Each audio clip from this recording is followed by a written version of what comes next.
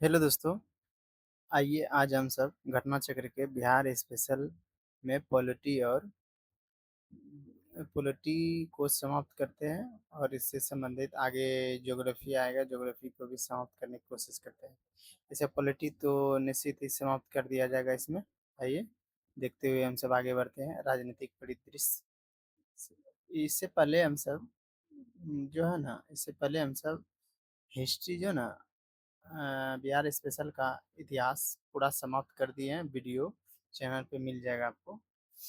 इसको इससे पहले वीडियो अपलोड हो चुका है, बिहार स्पेशल इतिहास करके। ये वीडियो आपको मिल जाएगा। ठीक है, अब आइए पॉलिटी को ख़त्म करते हैं, साथ ही साथ ज्योग्राफी को भी एक साथ लपेट लेंगे। पॉलिटी ज्योग्राफी को ख़त्म करते हैं और उसके बाद जो बचेगा ना, उसको आगे देखते हैं। आइए पॉलिटी को समाप्त करते हुए हम सब फर्स्ट क्वेश्चन की ओर देखते हैं। पहला क्वेश्चन है, लॉर्ड सिन्हा ने 1921 में कहाँ के गवर्नर पद से त्यागपत्र दिया था? लॉर्ड सिन्हा ने जो है ना 1921 में, बिहार और उड़ीसा उस समय साथ नहीं था, आइए देखते हैं, वहीं से इस्तीफा दिया था।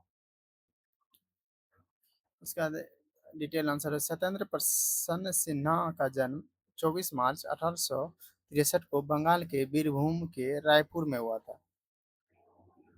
वे वर्ष 1905 में बंगाल के एडवोकेट जनरल नियुक्त होने वाले प्रथम भारतीय थे। वर्ष 1908 में उनके इस पद की पुष्टि हुई। वे वर्ष 1920 में बिहार उड़ीसा के गवर्नर नियुक्त हुए, जो प्रशासन में यह पद प्राप्त करने वाले प्रथम भारतीय थे। स्वास्थ्य कारणों से उन्हें 1921 में अपने पद से इस्तीफा दे दिया। 4 मार्च 1928 को इसकी मृत्यु हो गई।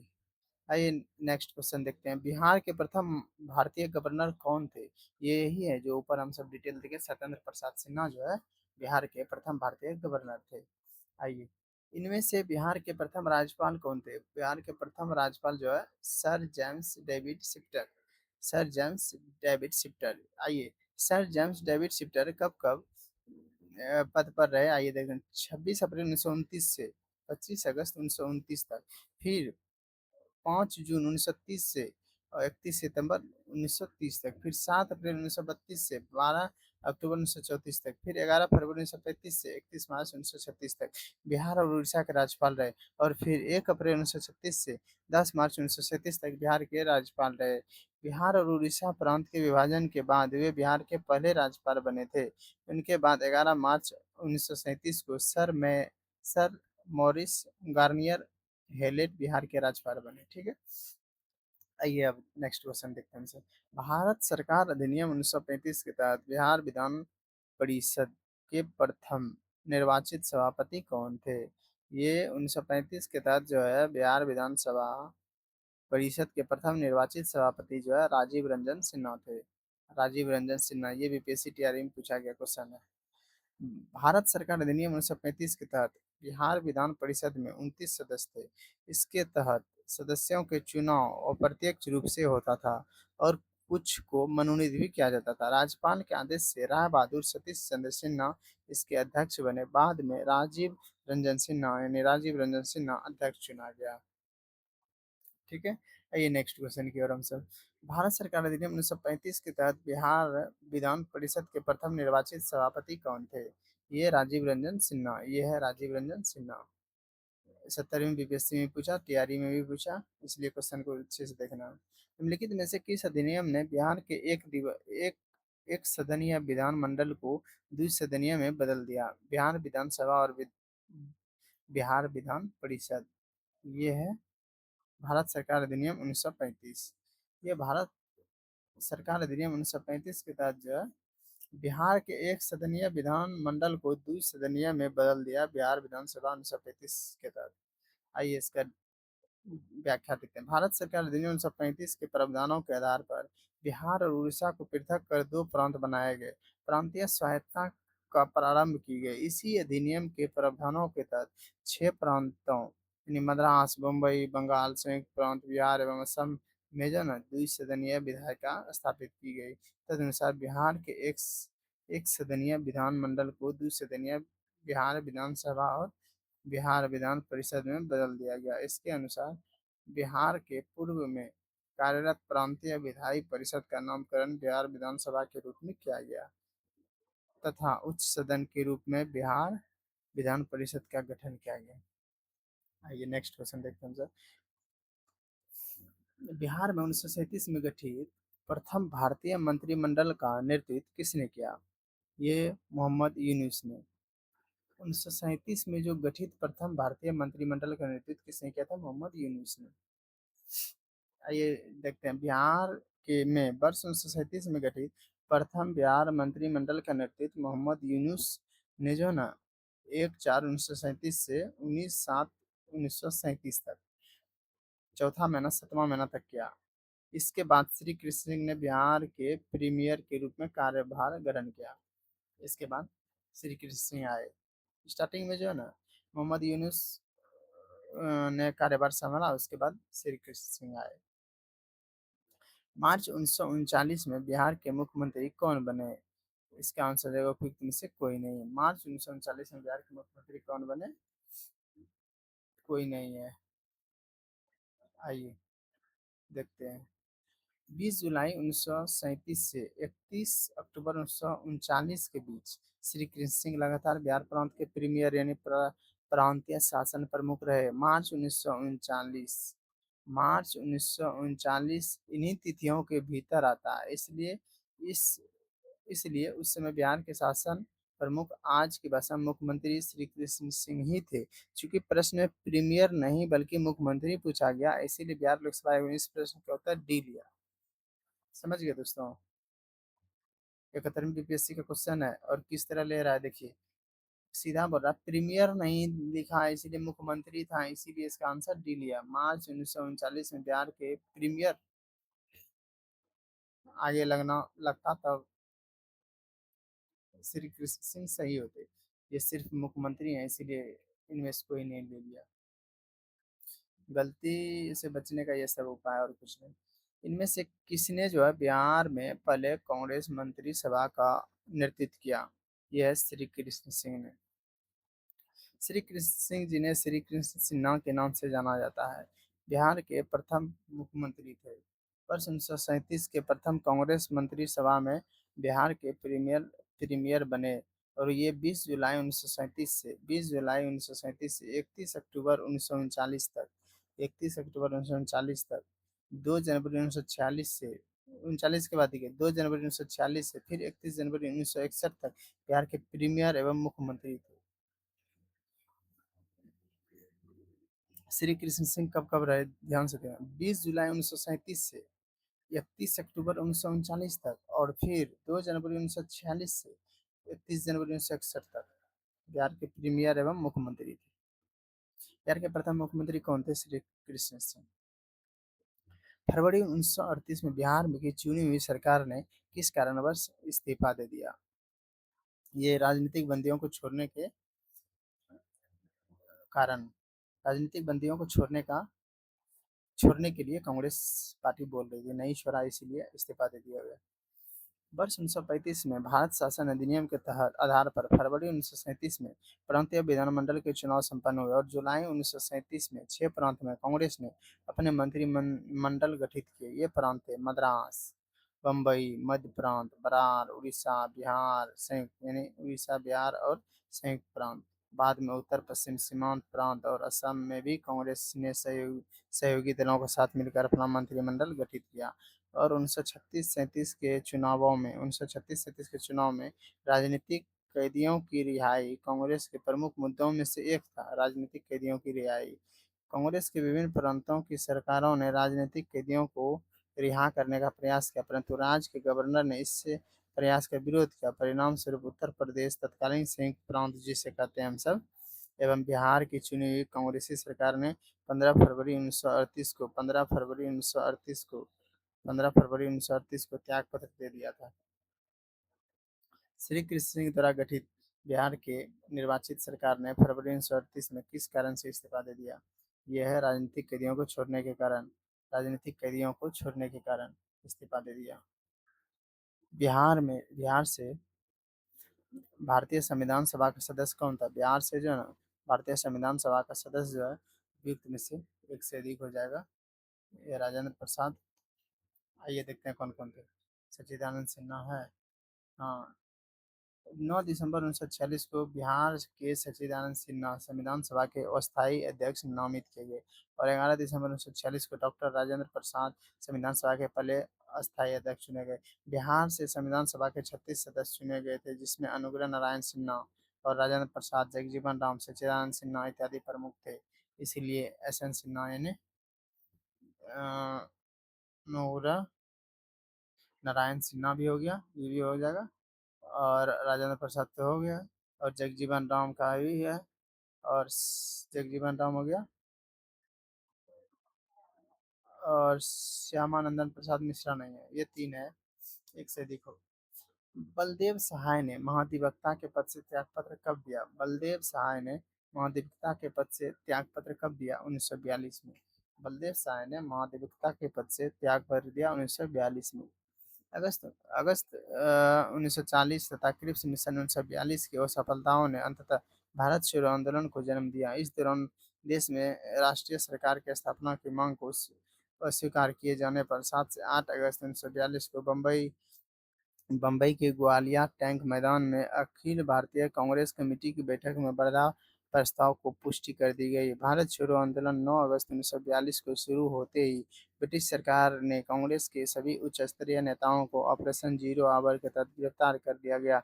इसी के विरोध में बिहार में महाधिवक्ता बलदेव सहाय ने 1942 में अपने पद से त्यागपत्र दे दिया था। अच्छे से देखना, बलदेव सहाय ने महाधिवक्ता के पद से त्यागपत्र कब दिया? 1942 भारत छोड़ो आंदोलन। भारत के निर्वाचन आयोग ने कब बिहार विधानसभा 2020 के आम चुनाव के लिए प्रेस नोट जारी किया था? ये करंट का क्वेश्चन है। सितंबर 2020। आइए, ये करंट का है, इसको छोड़िए। बिहार के अंतिम विधानसभा चुनाव में किस राष्ट्रीय राजनीतिक दल का सर्वाधिक स्थान प्राप्त था? यह है भाजपा।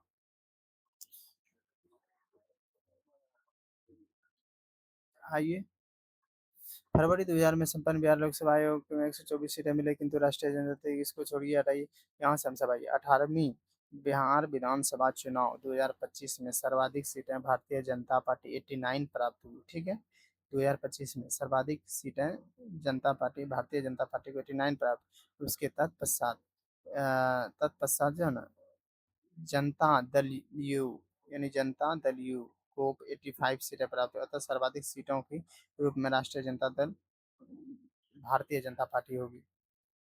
बिहार में जो ना फरवरी 2005 के अंतिम चरण का चुनाव कब हुआ? ये सब छोड़िए।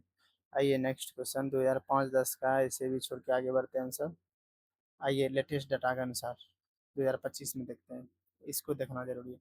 JDU 85 seat, BJP 89 seat, RJD 25 seat और एलजेपी आर भी 19 सीट, रामविलास पासवान का जो है। INC Indian national Congress 6 seat, AIMIM 5 seat, H A हम 5 सीट और अन्य मिला के 9 सीटें। मैन इसको याद रखना है। जदयू 85 सीट, बीजेपी 89 सीट, उसके बाद आरजेडी 25 सीट, उसके बाद आ जाता है एलजेपीआर रामविलास। बिहार के राजनीतिज्ञ स्वर्गीय रघुवंश प्रसाद सिंह पहली बार किस लोकसभा के लिए निर्वाचित हुए थे? वो है 11वीं लोकसभा। स्वर्गीय रघुवंश प्रसाद सिन्हा 1996 में पहली बार वैशाली से 11वीं लोकसभा के सदस्य चुने गए। उन्होंने लगातार 2009 तक वैशाली की सीट से ही लोकसभा की जीत दर्ज की। 1995 की समाप्ति में बिहार में जिलों की कुल संख्या कितनी थी? 1995 की समाप्ति में। आइए, पीछे का क्वेश्चन है बस देख रहे हैं। 1995 की समाप्ति में बिहार में जिलों की संख्या जो है ना 55 थी। और 15 नवंबर 2000 को 18 जिलों के साथ झारखंड राज्य का निर्माण हुआ। बिहार में 37 जिले शेष बचे। वर्तमान में बिहार के जिलों की कुल संख्या 38 है। अगस्त 2001 में जहानाबाद से अलग करके अरवल का नया नाम बनाया गया। जहानाबाद से अलग करके अरवल को लेटेस्ट जिला आंसर अरवल है। स्वतंत्रता के पश्चात बिहार का प्रथम राज्यपाल कौन था? ये जयराम दौलत राम जय रामदास दौलत राम है राज्यपाल। स्वतंत्रता के पश्चात बिहार के प्रथम राज्यपाल जयराम दास दौलत राम थे, जिसका कार्यकाल 15 अगस्त 1947 से 11 जनवरी 1948 तक था। तत्पश्चात माधव श्रीहरि ने 12 जनवरी 1948 से 14 जून 1952 तक बिहार के द्वितीय राज्यपाल थे। केंद्रीय मंत्रिपरिषद में वर्तमान में बिहार के कितने सांसद सम्मिलित हैं? केंद्रीय मंत्रिपरिषद में वर्तमान में बिहार के कितने सांसद सम्मिलित हैं? आइए डिटेल देखते हैं। प्रश्न कैसे केंद्रीय मंत्रिपरिषद बिहार के 5 सांसद राज्यसभा लोकसभा सम्मिलित। वर्तमान में केंद्रीय मंत्रिपरिषद में बिहार के 8 सांसद। राजीव रंजन। आइए यहाँ से देखते हैं, वर्तमान से देखते हैं, उससे कुछ वर्तमान में केंद्रीय मंत्रिपरिषद में बिहार से 8 सांसद राजीव रंजन सिंह उर्फ ललन सिंह, गिरिराज सिंह, जीतन राम मांझी, चिराग पासवान, रामनाथ ठाकुर, राजभूषण चौधरी, नित्यानंद राय सभी लोकसभा से तथा सचिव चंद्र दुबे राज्यसभा से शामिल है। बिहार विधान परिषद की पहली बैठक किस वर्ष बुलाई गई थी? बिहार विधानसभा की पहली बैठक जो है 1913 में बुलाई गई थी। बिहार विधान परिषद की पहली बैठक किस वर्ष बुलाई गई थी? 1913 में। बिहार विधान परिषद की प्रथम बैठक 20 जून 1913 को बंकीपुर में हुई थी।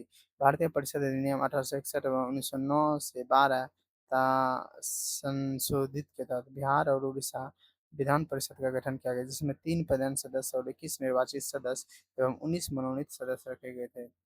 बिहार का कौन सा शहर जो झारखंड राज्य की राजधानी बना? वो तो रांची बना। आइए 15 नवंबर 2000 को बिहार से अलग कर नया राज्य यानी 28वां झारखंड बना। इसकी राजधानी रांची बनाई गई। इससे पूर्व रांची बिहार की ग्रीष्मकालीन राजधानी हुआ करती थी। झारखंड बनने के लिए बिहार को किस वर्ष विभाजित किया गया? वो है 2000। झारखंड बनाने के लिए बिहार को किस वर्ष विभाजित किया गया था? वो है 2000। झारखंड राज्य जो स्थापित हुआ वो है 2000 में। बिहार में प्रस्तावित महिला आयोग की अध्यक्षता कौन करेगा? बिहार में प्रस्तावित महिला आयोग की अध्यक्षता कौन करेगा? ये है युक्त में से कोई नहीं। आइए देखते हैं डिटेल। बिहार राज्य महिला आयोग अधिनियम 1999 के अनुसार बिहार राज्य महिला आयोग के अध्यक्ष जो महिलाओं के लिए वचनबद्ध हो, मनोनयन राज्य सरकार द्वारा किया जाएगा। अतः सही उत्तर डी है। जून 2025 से बिहार महिला आयोग के अध्यक्ष श्रीमती अप्सरा है। जून 2025 से बिहार महिला आयोग के अध्यक्ष श्रीमती अप्सरा है। बिहार विधान परिषद के नेता प्रतिपक्ष कौन है? उस समय 2022 में नेता प्रतिपक्ष राबड़ी देवी थे। आइए देखते हैं अभी प्रश्नकाल में बिहार विधान परिषद के नेता प्रतिपक्ष राबड़ी देवी थी। वर्तमान में भी विधान परिषद में नेता प्रतिपक्ष राबड़ी देवी ही है, यानी अभी भी राबड़ी देवी है। इनमें से कौन 2 बार बिहार के राज्यपाल रहा है?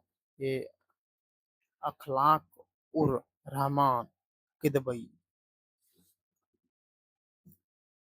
डॉक्टर अखलाक उर रहमान किदवई ने बिहार के राज्यपाल के रूप में 2 बार पद ग्रहण संभाला।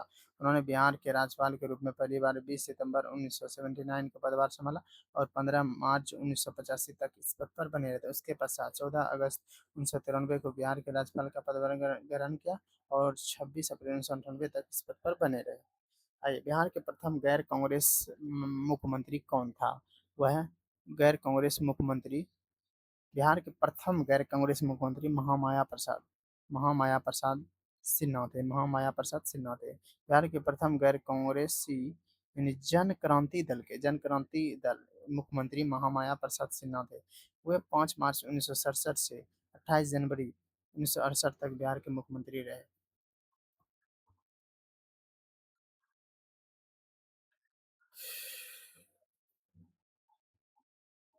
बिहार राज्य के चुनाव आयुक्त कौन है?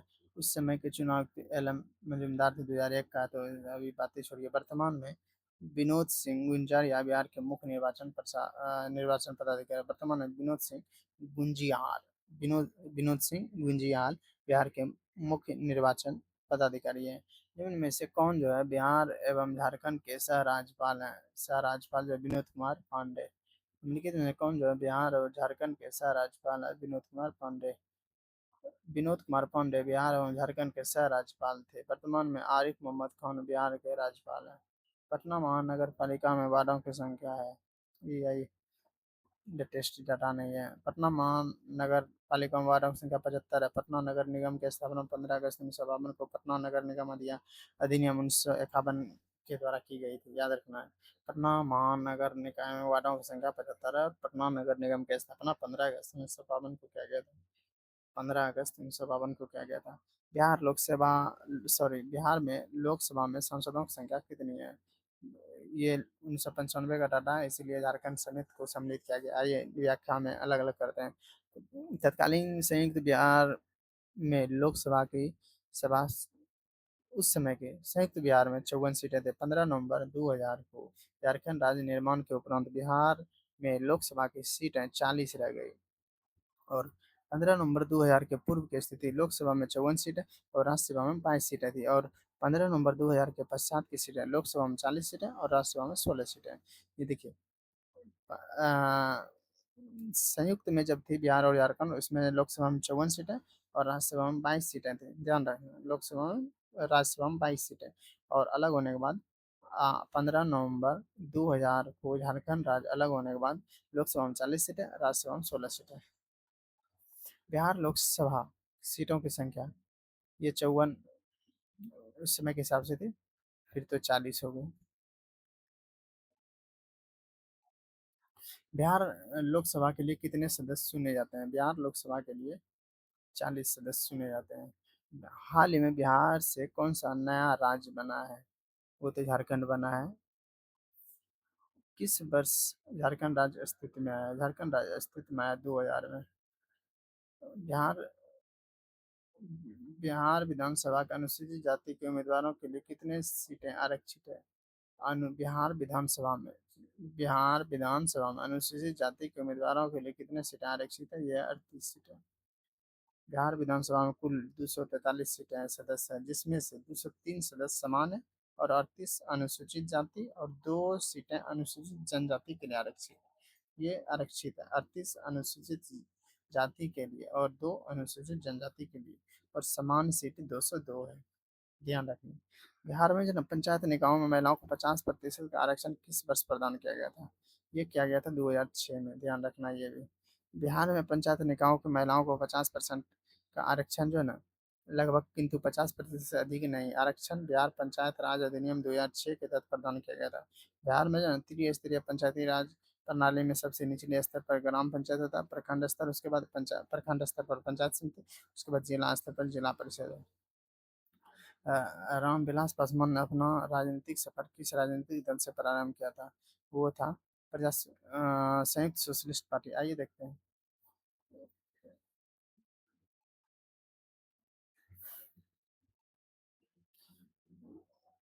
सही वही है, रामविलास पासवान ने अपना राजनीतिक जीवन संयुक्त सोशलिस्ट पार्टी के सदस्य के रूप में शुरू किया था और 1969 में विधायक बने, और 1969 में विधायक बने और 1974 में हुए लोकसभा में शामिल हो गए, लोक दल में शामिल हो गए। 1977 में वह हाजीपुर लोकसभा से रिकॉर्ड मतों के अंतर से जीते और 1983 में उन्हें दलित सेना का गठन किया 1983 में दलित सेना का गठन किया और 1989 में जनता दल से हाजीपुर लोकसभा से पुनः रिकॉर्ड मतों से जीते और अक्टूबर 2020 में उसका निधन हो गया।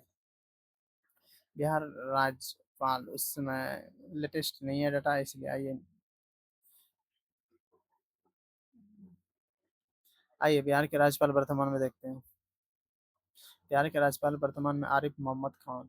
बिहार के मुख्य न्यायाधीश वर्तमान में कार्यवाहक मुख्य न्यायाधीश सुधीर सिंह। बिहार के मुख्यमंत्री, ये तो नीतीश कुमार नहीं, बदल गया, सम्राट चौधरी। बिहार के मुख्य निर्वाचन HR श्रीनिवास। निर्वाचन अधिकारी वर्तमान में विनोद सिंह गुलजीरार है। बिहार के मुख्य निर्वाचन अधिकारी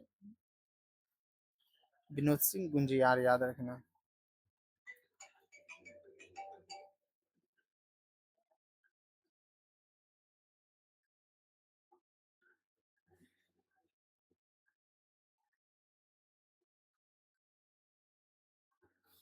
बिहार ने 6वें राष्ट्रमंडल संसदीय संघ CPA के भारतीय क्षेत्रीय सम्मेलन की मेजबानी की। इसका आयोजन, आइए ऊपर एक क्वेश्चन देख लेते हैं। 6वें राष्ट्रमंडल संसदीय संघ CPA के भारतीय क्षेत्रीय सम्मेलन की मेजबानी की, वह बिहार। बिहार ने जो है 6वें राष्ट्रमंडल संसदीय संघ CPA के भारतीय क्षेत्रीय सम्मेलन की मेजबानी की। इसका आयोजन 16 से 19 फरवरी 2000 18 के मध्य पटना में किया गया था। राष्ट्रमंडल संसदीय संघ सीपीए राष्ट्रमंडल के सबसे पुराने स्थापित संगठन में से एक है। इसकी स्थापना 1911 में एम्पायर पार्लियामेंट्री एसोसिएशन के नाम से की गई। सीपीए का मुख्यालय लंदन में स्थित है। सीपीए का मुख्यालय लंदन में स्थित है। पटना उच्च न्यायालय की स्थापना कब हुई? पटना उच्च न्यायालय की स्थापना जो है 1918 में हुआ। वर्ष 1912 में बंगाल में अलग कर गए प्रांत बिहार एवं उड़ीसा का गठन किया गया। इसके गठन के उपरांत 3 फरवरी 1916 को पटना उच्च न्यायालय की स्थापना और औपचारिक उद्घाटन हुआ। पटना उच्च न्यायालय की स्थापना 1918 में किया गया, ध्यान रखना। आइए भौगोलिक परिदृश्य से संबंधित क्वेश्चन देखते हैं। भौगोलिक परिदृश्य से संबंधित क्वेश्चन भी बहुत आते हैं किसी भी एग्जाम में। आइए, बिहार राज्य अवस्थित है निम्न देशांतर के मध्य। बिहार राज्य अवस्थित है, इनमें से कोई देशांतर नहीं, इसलिए बिहार राज्य का देशांतर इनमें से कोई नहीं होगा। आइए, बिहार राज्य 83 डिग्री 19 50 पूरब से 88 डिग्री 17 40 पूर्वी देशांतर के मध्य स्थित है, तब विकल्प डी सही उत्तर है। विकल्प डी, अच्छा, ये ऑप्शन में ही नहीं है। 83 डिग्री 19 50 पूरब से 88 डिग्री 17 40 पूर्वी देशांतर के मध्य स्थित है। बिहार का कुल भौगोलिक क्षेत्रफल है, आइए 94,000 नहीं है, इसीलिए आइए स्टार में 15 नवंबर 2000 को, ये 1995 क्वेश्चन है ऐसे। 15 नवंबर 2000 को झारखंड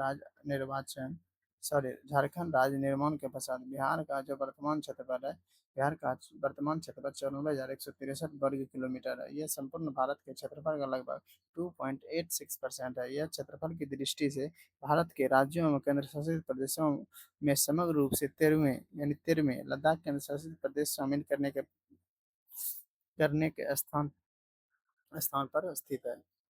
यानी कि बिहार राज्य का कुल भौगोलिक क्षेत्रफल है, आइए 94,163 वर्ग किलोमीटर। पटना का स्थानीय समय जो ना भारतीय मानक समय से आगे है। भारतीय मानक समय से आगे है पटना का स्थानीय समय। पटना मानक समय जो है ना भारतीय मानक समय से निर्धारित होता है। भारत का मानक समय 82 डिग्री 30 पूर्वी देशांतर जो मिर्जापुर होते हुए गुजरती है से निर्धारण होता है। भारत का मानक समय ग्रीनविच मीन टाइम यानी जीएमटी से 5.5 घंटे आगे है, जबकि पटना का स्थानीय समय भारतीय मानक समय से आगे है, जबकि पटना 85 डिग्री 1 पूर्वी देशांतर पर स्थित है। बिहार के अधिकांश भाग निम्नलिखित में से किस प्रकार की जलवायु के अंतर्गत आता है? वह उपोष्ण कटिबंधीय मानसून। उपोष्ण कटिबंधीय मानसून। बिहार का अधिकांश भाग निम्नलिखित में से किस प्रकार के जलवायु के अंतर्गत आता है? वह उपोष्ण कटिबंधीय मानसून के अंतर्गत आता है। बिहार का जलवायु, बिहार के अधिकांश भाग जो है उपोष्ण कटिबंधीय मानसूनी जलवायु के अंतर्गत आता है, लेकिन राज्य के दक्षिण पूर्वी भाग में स्थित कुछ जिलों जैसे जमुई, बांका, मुंगेर, लखीसराय, खगड़िया, शेखपुरा के संपूर्ण हिस्से तथा भागलपुर के सहरसा, बेगूसराय के कुछ हिस्से उष्ण कटिबंधीय सवाना जलवायु के अंतर्गत आते हैं। यानी ये जो क्षेत्र बताया जमुई, बांका, मुंगेर, लखीसराय, खगड़िया, शेखपुरा और भागलपुर, सहरसा, बेगूसराय के कुछ हिस्से उष्ण कटिबंधीय सवाना के अंतर्गत आता है, और शेष जो हिस्से हैं अधिकांश भाग उपोष्ण कटिबंधीय मानसूनी के अंतर्गत आता है। कोपेन के वर्गीकरण योजना के अनुसार उत्तर प्रदेश और बिहार किस प्रकार के जलवायु प्रदेश हैं?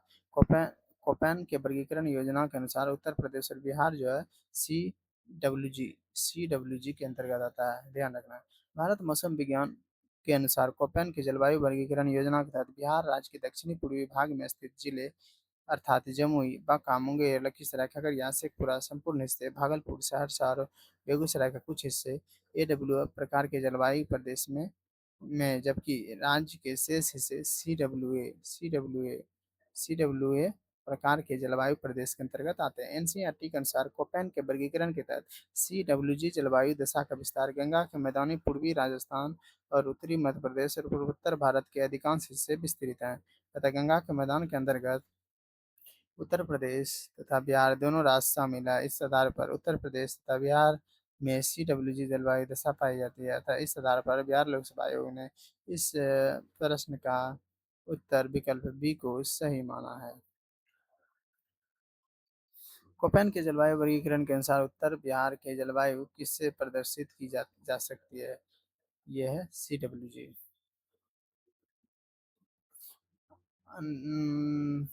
थॉर्नवेट की योजना के अनुसार पूर्वी बिहार की जलवायु किस प्रकार की है? ए C2। पूर्वी बिहार की जलवायु C2। थॉर्नवेट की योजना के अनुसार पूर्वी बिहार की जलवायु C2 प्रकार की है। हालांकि क्षेत्र के भीतर वर्षा वितरण के अंतर के कारण यानी शुष्क उष्ण आर्द्र यानी C1 तथा नम उप आर्द्र C2 दोनों प्रकार के पाए जाते हैं। पूर्वी बिहार के उत्तर एवं पूर्वोत्तर जिले यानी पूर्णिया और अररिया किशनगंज इत्यादि अधिक वर्षा के साथ C2 श्रेणी में आते हैं। वही दक्षिण पश्चिम भाग यानी भागलपुर आदि अपेक्षाकृत कम वर्षा के कारण C1 श्रेणी में शामिल है। बिहार लोकसभा आयोग रोहतर कुंजी एक सही मान उत्तर माना गया है। RL सिंह के वर्गीकरण स्कीम स्कीम के अनुसार बिहार किस प्रकार के जलवायु प्रदेश में आते हैं? वह उपाद्र उपाद्र संक्रमण कालीन के अंतर्गत आते हैं।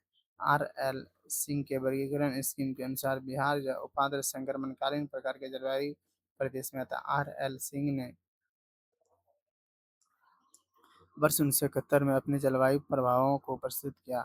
उन्होंने सबसे गर्म और सबसे ठंडे महीनों के तापमान की स्थिति और औसत वार्षिक वर्षा के आधार पर देश को 10 जलवायु प्रभावों में विभाजित किया। छोटा नागपुर पठार है एक अग्र छोटा नागपुर पठार है एक एक अग्र गंभीर है। छोटा नागपुर पठार एक अग्र गंभीर है। छोटा नागपुर पठार में विभिन्न ऊंचाइयों के पठारों का क्रम मिलता है। मध्य पश्चिमी भाग पर पाट भूमि स्थित है जिसकी अधिकतम ऊंचाई 1100 मीटर मिलती है। इस पठार के प्रत्येक दिशा में सोपोन मिलते हैं। पठार में तीव्र ढाल पाए जाते हैं अतः यह एक अग्र गंभीर है। पूर्वी उत्तर प्रदेश एवं बिहार भाग के निम्नलिखित मैदानों में किसमें सम्मिलित है? ये सम्मिलित है किसमें सम्मिलित है? ये सम्मिलित है बी। पूर्वी उत्तर प्रदेश में बिहार के भाग निम्नलिखित मैदानों में किसमें सम्मिलित है? मध्य गंगा मैदान में सम्मिलित है। मध्य गंगा मैदान में सम्मिलित है। मगध एवं मगध एवं अंग के मैदान निम्नलिखित में से किसके हिस्से पर हैं? वह है मध्य गंगा के मैदान में। मगध एवं अंग के मैदान जो है मध्य गंगा के मैदान में आते हैं। अंग एवं मगध 16 महाजनपदों में से एक है। अंग महाजनपद की राजधानी चंपा थी। यह वर्तमान बिहार के मुंगेर एवं भागलपुर जिले के अंतर्गत आता था। मगध की राजधानी गिरिब्रज राजगिरी थी। बाद में इसकी राजधानी पाटलिपुत्र बनाई गई। दोनों महाजनपद मध्य गंगा मैदान के अंतर्गत आते थे। मुंगेर पहाड़ी क्षेत्र निम्नलिखित भौतिक प्रदेशों में से किसका एक भाग है? वह दक्षिण का पहाड़ी भाग। मुंगेर पहाड़ी क्षेत्र निम्नलिखित भौतिक प्रदेशों में से किसका एक भाग है? वह दक्षिण का पहाड़ी भाग। मुंगेर पहाड़ी क्षेत्र बिहार राज्य में दक्षिण के पहाड़ी भाग का एक भाग है। यह एक छोटा नागपुर पठार एक विस्तार है। छोटा नागपुर पठार का एक विस्तार है। निम्नलिखित भू आकृतियों में से किसके द्वारा जो बिहार राज्य का उत्तर पश्चिमी भाग घिरा है? वह है बिहार राज्य का उत्तर पश्चिमी भाग घिरा है वह समस्या पहाड़ी श्रेणी का। बिहार राज्य का उत्तर पश्चिमी भाग समस्या पहाड़ी श्रेणी से घिरा है। समस्या पहाड़ी और दून पहाड़ी बाह्य हिमालय श्रेणी के भाग हैं। बिहार की समस्या श्रेणी है वह इन सब से नहीं। बिहार की समस्या श्रेणी है इन सब से नहीं। बिहार की समस्या यानी श्रेणी शिवालिक श्रेणी का निर्माण मुख्यतः प्लीस्टोसिन काल में हुआ है अतः उपयुक्त तीनों पहाड़ियों की अपेक्षा नई श्रेणी है।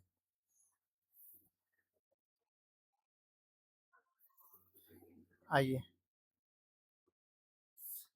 कृषि जल बाइक क्षेत्र और बिहार के प्रतिशत क्षेत्र मिलाना है कि कृषि जलवायु क्षेत्र और बिहार के प्रतिशत वाले क्षेत्र यानी कहाँ में कितना है।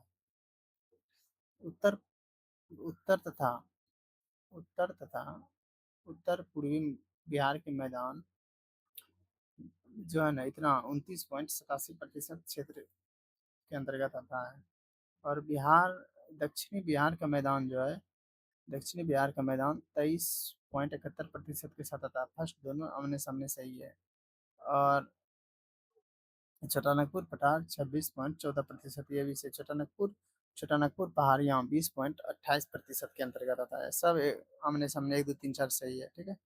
आइए संयुक्त बिहार के संदर्भ में बी उत्तर सही है। और भौगोलिक रूप से बिहार में 3 क्षेत्रों में बांटा गया। उप हिमालयी तलहटी प्रदेश और इंडो गंगा मैदान तथा दक्षिणी पहाड़ी क्षेत्र और उप हिमालयी तलहटी क्षेत्र बिहार के उत्तरी भाग पर विस्तृत है। यहाँ पर समस्या तथा दून पहाड़ियाँ जैसे कुछ छोटी पहाड़ियाँ विस्तृत है। इसके दक्षिण में तराई क्षेत्र विस्तृत है जो दलदली एवं विरल आबादी वाले क्षेत्र की पट्टी है। गंगा नदी के द्वारा बिहार के गंगा मैदान को उत्तर तथा दक्षिण दो भागों में विभाजित किया गया है। निम्नलिखित में से कौन सा जोड़ा बिहार के दक्षिण गंगा क्षेत्र से मेल नहीं खाता हुआ है? पटना वैशाली। पटना वैशाली मेल नहीं खाता है। आइए, और पटना मुंगेर दक्षिणी गंगा क्षेत्र से मेल खाता है, सही है। पटना वैशाली, पटना मुंगेर ठीक है, गया अरवल भी ठीक है। आइए डिटेल देखते हैं। बिहार के दक्षिण गंगा का मैदान बिहार के कुल भौगोलिक क्षेत्र का लगभग 43.42% है। दक्षिणी गंगा मैदान, ठीक है। अतः पटना और मुंगेर, गया, अरवल जिले बिहार के दक्षिण गंगा क्षेत्र में आते हैं, जबकि वैशाली जो है उत्तरी गंगा क्षेत्र के अंतर्गत आते हैं। पटना दक्षिण में आते हैं, पटना इसलिए से, मुंगेर भी दक्षिण में आते हैं इसलिए से, गया गया भी दक्षिण में आते हैं, अरवल भी दक्षिण में आते हैं, ठीक है। निम्न में से बिहार के निम्न प्रशासनिक विभागीय जोड़ों में से किस जोड़े से गंगा नदी नहीं बहती है? गंगा नदी नहीं बहती है, किससे नहीं बहती है? कोसी और मगध से नहीं बहती है, बाकी पूर्णिया भागलपुर से टच करती है, तिरहुत सारण से, दरभंगा मुंगेर से करती है, ठीक है। आइए, बिहार के बिहार में बल सुंदरी, ताल, करेल एवं बलथर पद मिट्टी मृदा के लिए प्रयुक्त पाए जाते हैं। बिहार राज्य में विभिन्न प्रकार की मिट्टी पाई जाती है। बिहार राज्य के जलोढ़ मृदा सर्वाधिक क्षेत्र पर विस्तृत है। बिहार के कैमूर क्षेत्र में बलथर मृदा यानी रेतीली, चूना युक्त पीली तथा मुजफ्फरपुर, कटिहार, सहरसा, दरभंगा के प्रमुख खादर मृदा पाई जाती है। तराई क्षेत्र मुख्यतः पूर्वी एवं पश्चिमी चंपारण जिले में बंगर मृदा, पटना तथा रोहतास रोहतास जिले में बलसुंदरी मृदा, सहरसा पूर्वी चंपारण, पश्चिमी चंपारण जिले और दलदली मृदा बिहार के उत्तरी पश्चिमी कोने में पाई जाती है। पुरानी जलोढ़ मृदा का भंडार बिहार में निम्न में से किस क्षेत्र में पाई जाती है? वह है पूर्णिया और पटना। पुरानी जलोढ़ मिट्टी बांगर का भंडार बिहार के प्रश्नगत जिलों में से मुख्यतः पूर्णिया और पटना जिले में पाया जाता है। बिहार के निम्न जिले में से किस जिले में ही पिडमोंट स्वैम्प मिट्टी पाई जाती है? वह पश्चिमी चंपारण। बिहार के तीन प्रमुख प्रकार की मिट्टियां पाई जाती है। पिडमेंट दलहटी मिट्टी जो पश्चिमी चंपारण जिले के उत्तर पश्चिमी भाग में पाई जाती है, और तराई मिट्टी जो नेपाल के सीमा के साथ राज्य के उत्तरी भाग में पाई जाती है, ये तराई मिट्टी। और गंगेय जलोढ़ बिहार के मैदान के गंगेटिक जलोढ़ नई और पुरानी दोनों आच्छादित है। बिहार का अधिकांश क्षेत्र आच्छादित है। कछाड़ी मिट्टी बिहार के अधिकांश क्षेत्र आच्छादित है, वह कछाड़ी मिट्टी से। बिहार का अधिकांश क्षेत्र कछाड़ी मिट्टी से आच्छादित है। बिहार में निम्न हिस्सों में से कौन सा हिस्सा भूतात्विक दृष्टि से अपेक्षाकृत पुराना है? वह खड़गपुर की पारी सबसे पुराना है। खड़गपुर पारी मुंगेर राजगीर श्रृंखला के पाक कैम्ब्रियन प्रोटोजोइक से लिए, जबकि रोहतास पठार विंध्य क्रम की उत्तर पश्चिमी पहाड़ियाँ शिवालिक हिमालय के भाग है जो उच्च टर्शियरी से आरंभिक क्वाटरनरी क्रम तथा उत्तर गंगा मैदान नवीनतम है।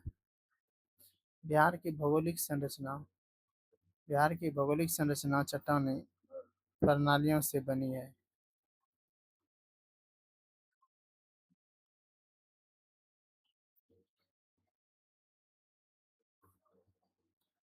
आइए, कैसे इसको छोटा करते हैं। बिहार की भौगोलिक संरचना चट्टानी प्रणालियों से बनी है। चट्टानी प्रणालियों का उनके विवरण सही सही मिलान करना है, ठीक है। आइए, धरवार चट्टान प्रणाली जो है किससे मेल खाता है? वो है सबसे पुराने आर्कियन रॉक सिस्टम का हिस्सा है। ये का तीसरा हो जाएगा, ठीक है। और विंध्यन चट्टान प्रणाली जो है ये आ जाएगा 4 नंबर में। बलुआ पत्थर और चूना पत्थर और डोलोमाइट और क्वार्टरजाइट और सेल इस चट्टान प्रणाली के मुख्य घटक हैं। ये सब बलुआ पत्थर, चूना पत्थर, डोलोमाइट ये सब आ जाएगा विंध्यन चट्टान प्रणाली में, ठीक है। और सी का आंसर क्वाटनरी चट्टान जो है ये सब आ जाएगा एक में। क्वाटरनरी चट्टान एक में हिमालयी और प्रायद्वीपीय नदियों द्वारा मिट्टी आदि के तीव्र जमाव से निर्मित पश्चिम तीव्र जमाव से निर्मित बस।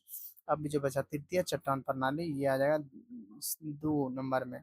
पश्चिम चंपारण जिले में पाई जाती तृतीय चट्टान प्रणाली। तृतीय चट्टान प्रणाली जो है पश्चिम चंपारण में पाई जाती है।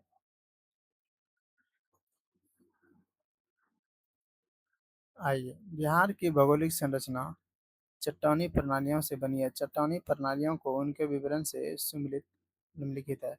धरवार चट्टान प्रणाली सबसे पुराने आर्कियन रॉक सिस्टम का हिस्सा है।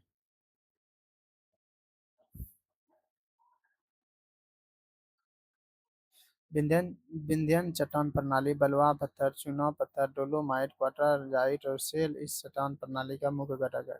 और क्वाटरनरी चट्टान प्रणाली हिमालयी और प्रायद्वीपीय नदियों द्वारा मिट्टी आदि के तीव्र जमाव से निर्मित है। तृतीयक चट्टान प्रणाली पश्चिमी चंपारण जिले में पाई जा सकती है। निम्नलिखित में से कौन सा जिला जो धारवाड़ भू स्तरीय रचना वाला नहीं है? वह है रोहतास।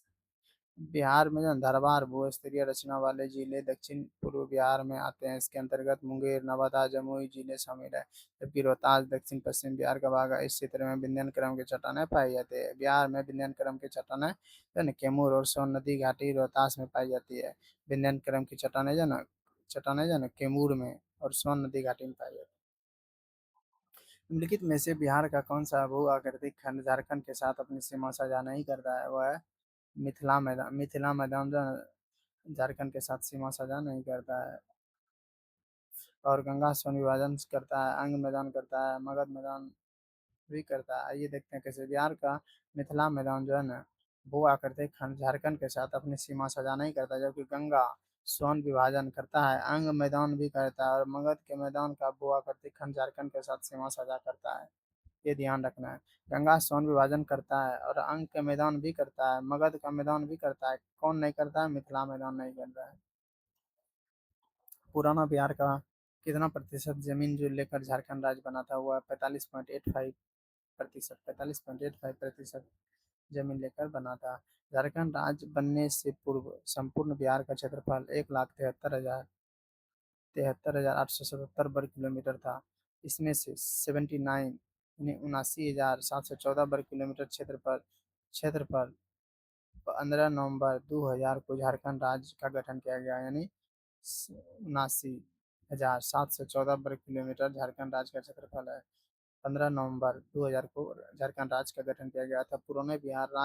का लगभग 45 पॉइंट पुराने राज्य का पुराने बिहार राज्य का 45.84% जमीन लेकर 45.84, ध्यान रखना, 45.84 जमीन लेकर झारखंड राज्य बना। अतः निकटतम उच्चतर बी सही है, 45.84। बिहार का कुल क्षेत्रफल 94,163 वर्ग किलोमीटर है।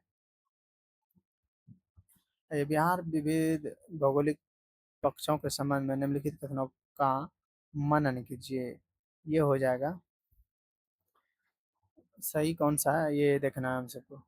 बिहार के घरेलू उत्पादन कृषि योगदान का लगभग 67% है। गलत। बिहार में रेशम उद्योग 1.5 लाख से अधिक लोगों का स्वरोजगार प्रदान करता है। सही। बिहार में जो है प्रतिवर्ष 47 लाख एकड़ भूमि बाढ़ग्रस्त हो जाती है, जबकि 10 लाख एकड़ सदैव जलाक्रांत बना रहता है। ये भी सही है। बिहार 85% से 90% ग्रामीण परिवारों को प्रत्येक के पास 5 एकड़ से कम जमीन है। 5 एकड़ से कम जमीन है, ये गलत है। आइए, 2005 का है तो ऑटोमेटिक है कि प्रश्न विकल्प सी से। बिहार आर्थिक सर्वेक्षण 2023-24 के अनुसार बिहार के सकल राज्यगत मूल्य वर्धन से कृषि, वानिकी एवं मत्स्यिकी का हिस्सा 2020-22 के अंतर्गत 2023-24 त्वरित में क्रमशः 20.2% तथा 19.5% है। वित्त वर्ष 2024-25 में जनवरी 2025 तक बिहार के रेशम क्षेत्र में नियोजित व्यक्तियों की संख्या 0.24 लाख 0.24 लाख यानी अनुमानित है। केंद्रीय जल आयोग के अध्ययन रिपोर्ट 2023 के अनुसार बिहार में 2.914 मिलियन हेक्टेयर क्षेत्र बाढ़ से प्रभावित है। मुजफ्फरपुर, दरभंगा और चंपारण जिलों में कौन सी मिट्टी अधिकांश पाई जाती है? याद रखिए, मुजफ्फरपुर, दरभंगा, चंपारण जिले में कौन सी मिट्टी अधिकांशतः पाई है? नवीन जलोढ़। ध्यान रखना, मुजफ्फरपुर, दरभंगा, चंपारण में नवीन जलोढ़ मिट्टी अधिकांशतः पाई जाती है। दरभंगा तथा मुजफ्फरपुर जिले में नवीन जलोढ़ मिट्टी यानी कि जिसे हम खादर कहते हैं, वो पाई जाती है। नदियों द्वारा प्रत्येक वर्ष बाढ़ में पानी से लाए गए मलबों, गाद के निक्षेप से नवीन जलोढ़ मिट्टी यानी खादर का निर्माण होता है। बिहार के पूर्वी एवं पश्चिमी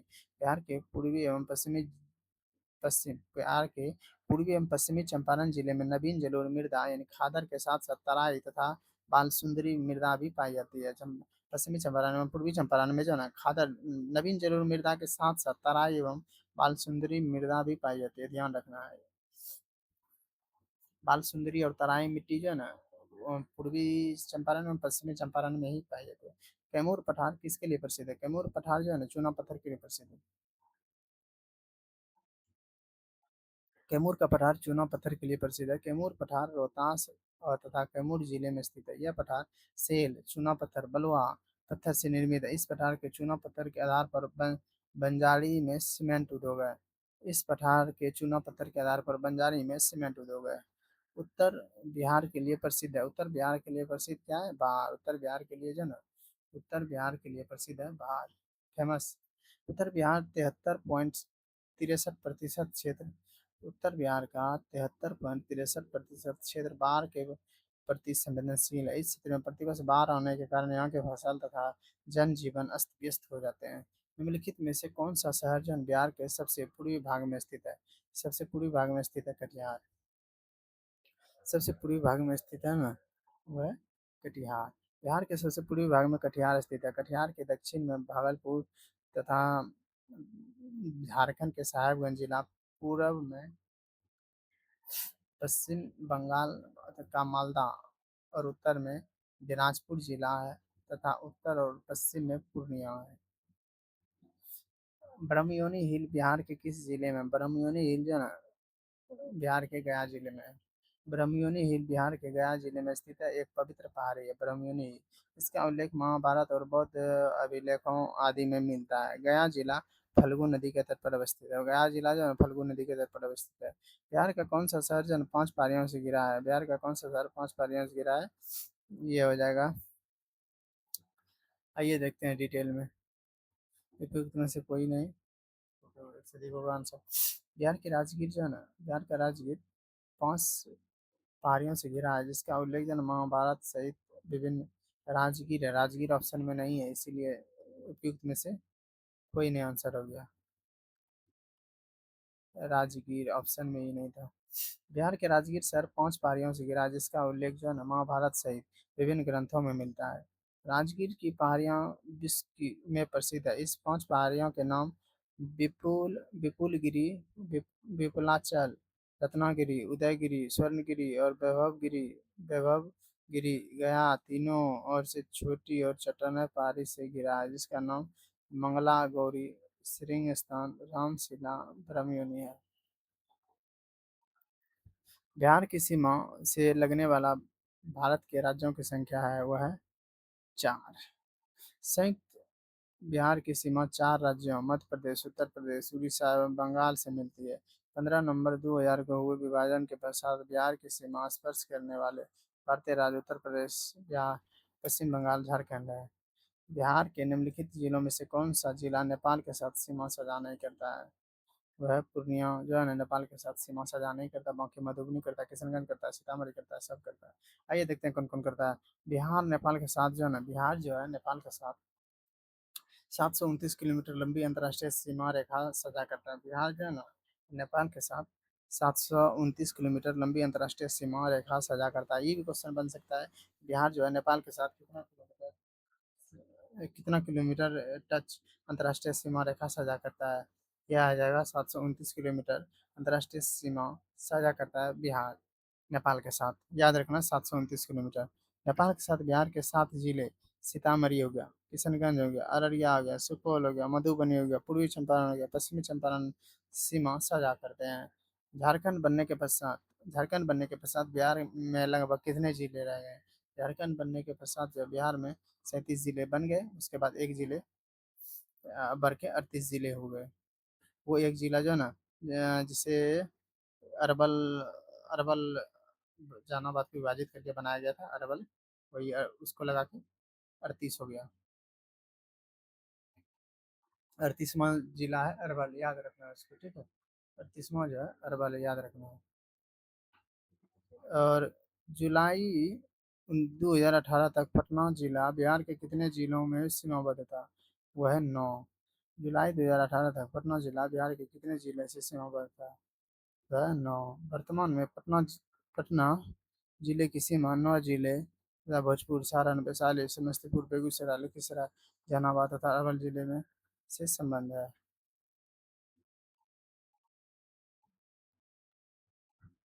निम्नलिखित में से बिहार के कौन से जिलों के कुछ इलाके पश्चिम बंगाल को दिए गए हैं? वह पूर्णिया और मानभूम। निम्नलिखित में से बिहार के कौन से जिले के कुछ इलाके पश्चिम बंगाल को दिए गए हैं? यह पूर्णिया और मानभूम।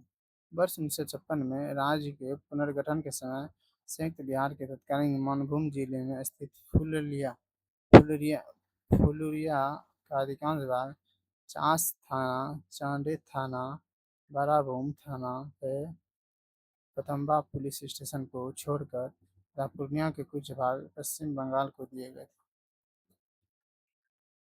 आइए अब हम सब वन एवं वनस्पति से संबंधित क्वेश्चन को देखते हैं। अब हम सब वन एवं वनस्पति से संबंधित क्वेश्चन को देखते हैं।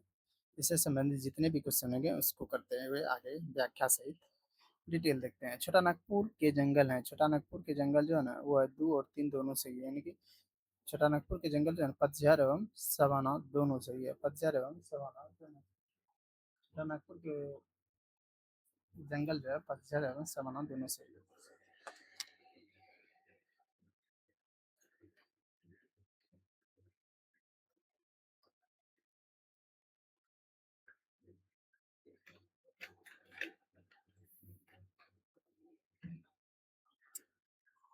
आइए आंसर देखते हैं डिटेल।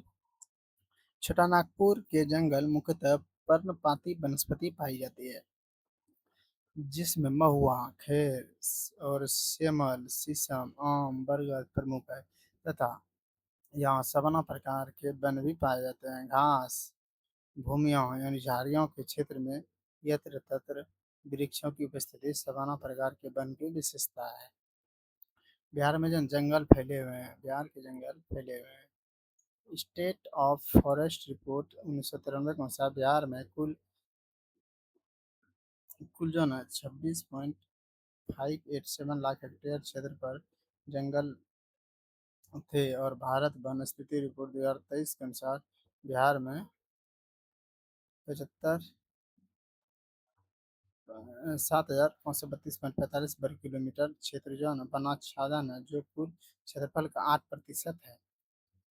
ये स्टार मार्क्स है इसीलिए, और पुराना क्वेश्चन है, छोड़िए इसको, आगे बढ़िए। बिहार का कुल भौगोलिक क्षेत्रफल का वना क्षेत्र प्रतिशत है लगभग। आइए लेटेस्ट डाटा हम सब देखते हैं। रिपोर्ट ISFR 2023 के अनुसार बिहार में कुल भौगोलिक क्षेत्रफल 94,163 वर्ग किलोमीटर का वनावरण 8%। ठीक है, वनावरण जो है 8% है, वो 75,132.45 वर्ग किलोमीटर है, 8%। ठीक है, एवं वृक्षावरण जो है 2.52 है, 2.52 वृक्षावरण है, जो 2370.21 वर्ग किलोमीटर। इस प्रकार यहाँ अद्यतन स्थिति के अनुसार कुल वनावरण एवं वृक्षावरण राज्य के क्षेत्रफल का 10.52% और 9,902.66 वर्ग किलोमीटर है।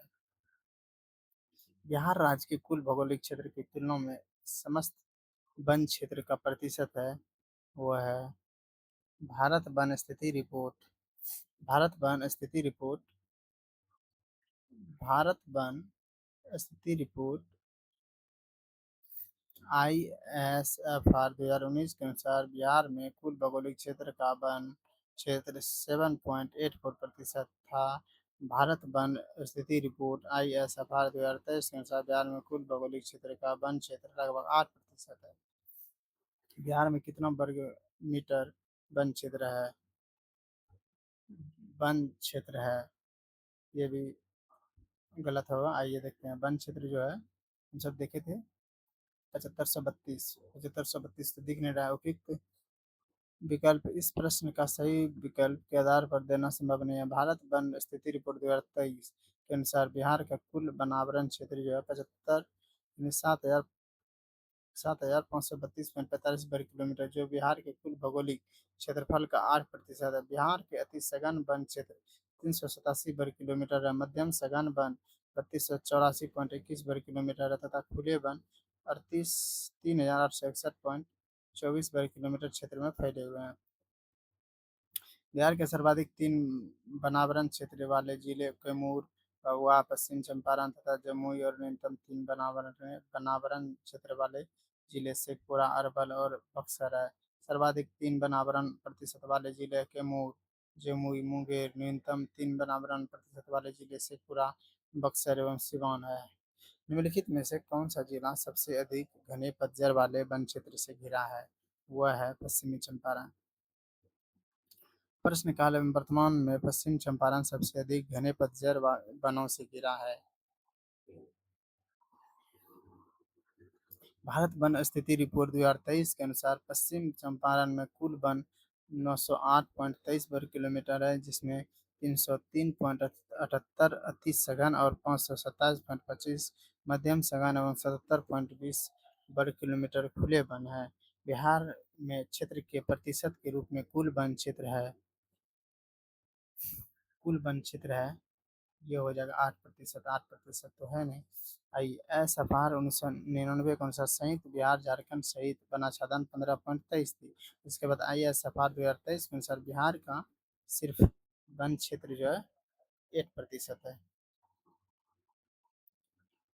2023 के अनुसार आर्थिक आर्थिक परिदृश्य, आइए देखते हैं। अब हम सब जो है आर्थिक परिदृश्य में प्रवेश कर गए। इससे संबंधित जो भी क्वेश्चन है आइए देखते हुए आगे बढ़ते हैं। बिहार विधानसभा के राज्य बजट 2024-25 किसने पेश किया? ये 2024-25 नीतीश कुमार ने पेश किया। आइए 13 फरवरी 2024 को बिहार के मुख्यमंत्री और तत्कालीन वित्त मंत्री सम्राट चौधरी द्वारा जो ना, सॉरी सॉरी, नीतीश कुमार बने, सम्राट चौधरी था उस समय। सम्राट चौधरी द्वारा जो है ना बिहार विधानसभा में वित्त वर्ष 2024-25 के लिए राज्य बजट प्रस्तुत किया गया और 25-26 का बजट भी उन्होंने ही 3 मार्च 2025 को पेश किया। 2023-24 में बिहार के आर्थिक प्रदर्शन के बारे में निम्नलिखित में से कौन सा कथन सही है? वो उपयुक्त में से एक से अधिक कथन सही है। आइए देखते हैं डिटेल। इस समय का मौजूदा होगा, आइए देखते हैं अभी मौजूदा बिहार आर्थिक सर्वेक्षण 24-25 के अनुसार 2023-24 में बिहार के प्रति व्यक्ति CSDP वर्तमान मूल्य के पिछले वर्ष की तुलना में 12.8% से बढ़कर 66,828 हो गई। स्थिर मूल्य पर 11-12 पर वर्ष 2023-24 त्वरित के लिए बिहार के सकल राज्य मूल्यवर्धन GSVA तृतीय सेवा क्षेत्र के अनुमानित हिस्सेदारी 58.6 दर्ज है। बिहार के सकल स्थिर स्थायी पूंजी निर्माण वर्तमान मूल्य पर 2019 से 20 के 1.6% से बढ़कर 2023-24 में GSDP में 4.6% हो गया। 2021-22 के दौरान बिहार का राजकोषीय घाटा किस प्रकार अनुमानित है? वह है 2021-22 के अनुसार 22,511 करोड़। ठीक है, आइए डिटेल नेक्स्ट लेटेस्ट डाटा है। बिहार बजट 2021-22 के अनुसार 2021-22 में राजकोषीय घाटा 22,510.78 करोड़ रुपया अनुमानित था, जबकि बजट के अनुमान 2025-26 हेतु अब ये बढ़कर हो गया 32,718.30 करोड़ रुपये अनुमानित है। अनुमानित घटा है अब 25-26 में। ये 25-26 का डाटा है। ये 21-22 के दौरान राजकोषीय घाटा किस प्रकार अनुमानित है ये नहीं। अब क्वेश्चन बनेगा 25-26 के तहत राजकोषीय घाटा अनुमानित है 32,718 करोड़ रुपये अनुमानित है, जो सकल राज्य घरेलू उत्पाद का 2.98% है। जो सकल राज्य घरेलू उत्पाद का 2.98% है और निकटतम उत्तर ए इसीलिए हो जाएगा। बिहार बजट 2024-25 किस क्षेत्र में सबसे अधिक आवंटन प्राप्त हुआ? वह बिहार बजट 2024-25 किस क्षेत्र में सबसे अधिक आवंटन प्राप्त हुआ है? शिक्षा। 24-25, ठीक है, शिक्षा में है। 24-25 शिक्षा का सर्वाधिक आवंटन प्राप्त 2024-25 में शिक्षा विभाग को जो है ना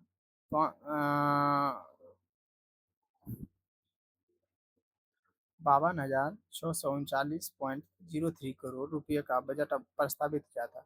वही बिहार बजट 2025-26 को देखते हैं अब हमसे।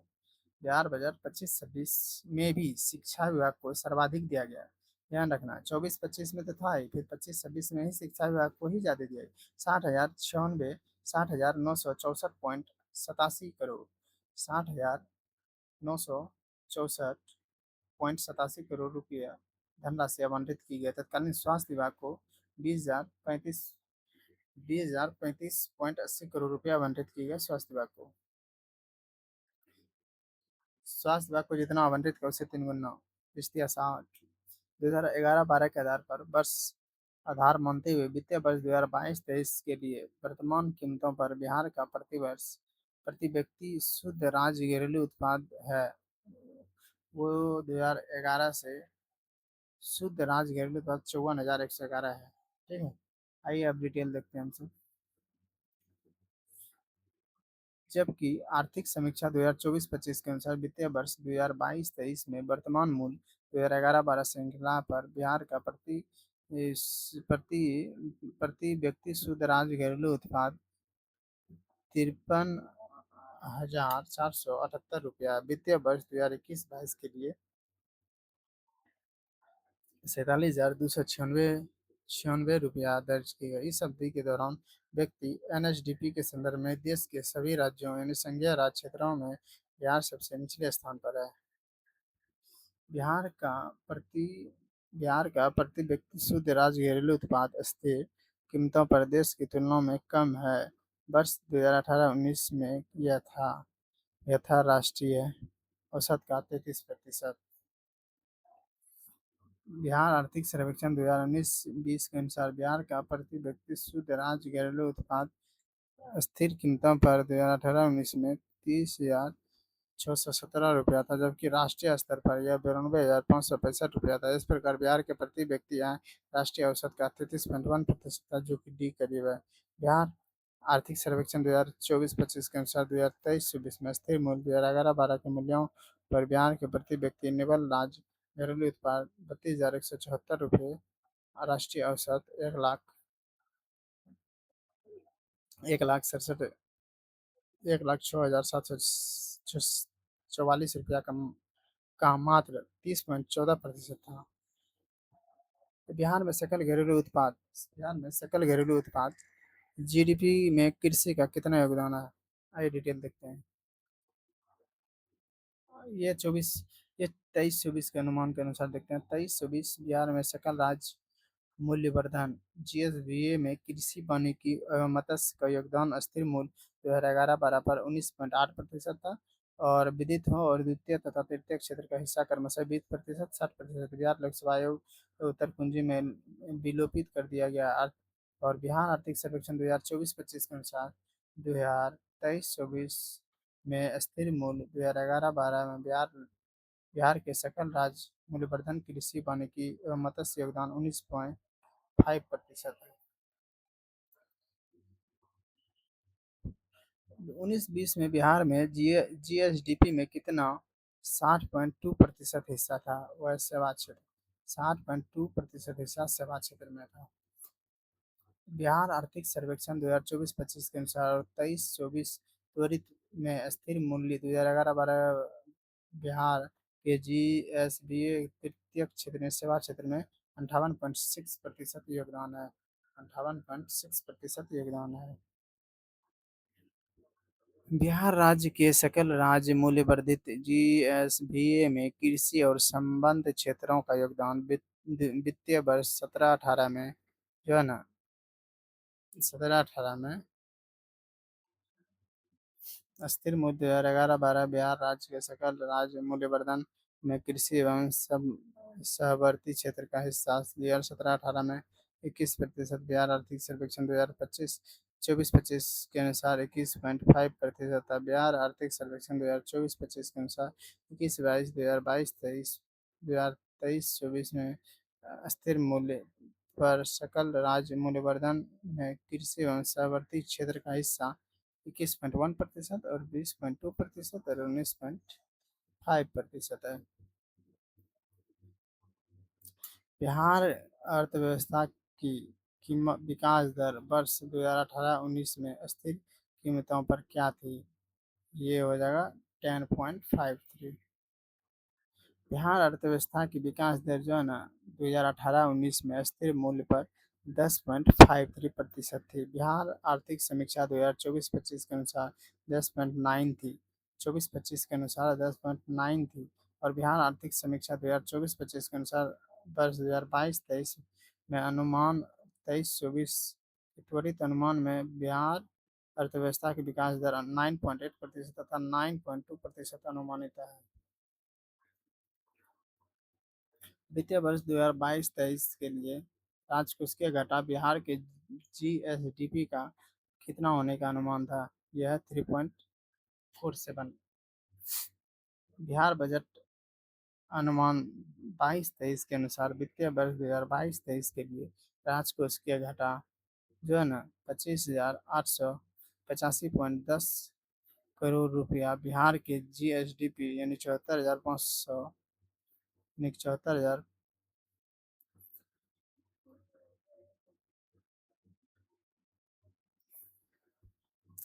यानी कि 7,45,310 करोड़ रुपये का लगभग 3.47% रहा। बिहार बजट 2025-26 में एस जी डी पी जो है ना इतना करोड़ रुपया का 2.98% अनुमानित है।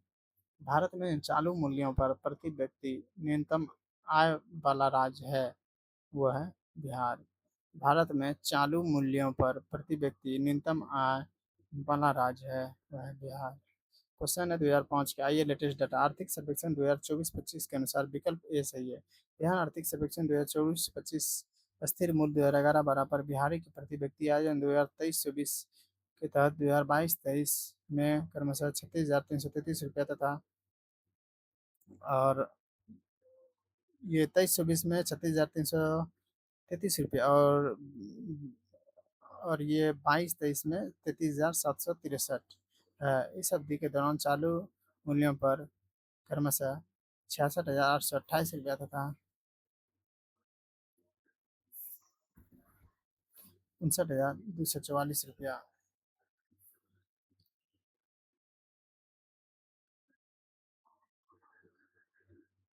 बिहार आर्थिक सर्वेक्षण पहली बार किस वित्तीय वर्ष के लिए प्रकाशित किया गया था? वह 2006-07 के लिए। बिहार सरकार द्वारा बिहार आर्थिक सर्वेक्षण पहली बार वित्तीय वर्ष 2006-07 के लिए तत्कालीन उप मंत्री और राज्य के वित्त मंत्री सुशील कुमार मोदी द्वारा प्रस्तुत किया गया था। बिहार आर्थिक सर्वेक्षण पहली बार 2006-07 में प्रकाशित किया गया था।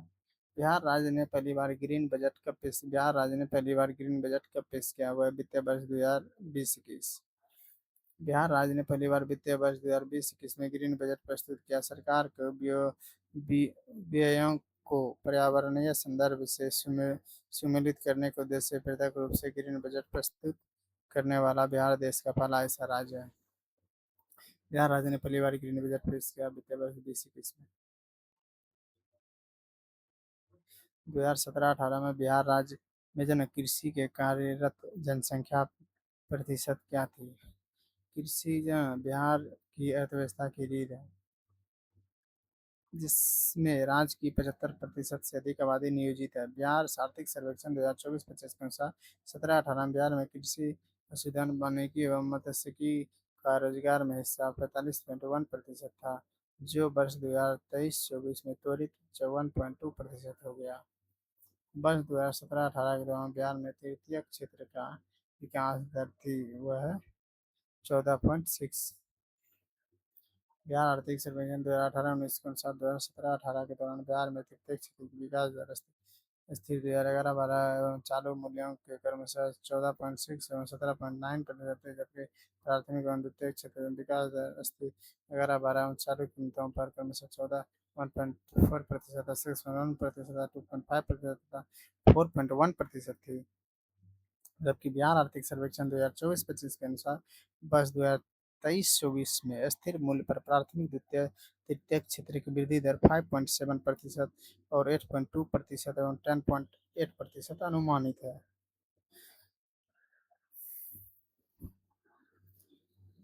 वर्ष 2017-18 में मौजूदा कीमतों पर बिहार राज्य का सकल राज्य घरेलू उत्पाद यानी जीएसडीपी था, वह है 4,87,628 किलोमीटर। आइए डिटेल देखते हैं। वर्ष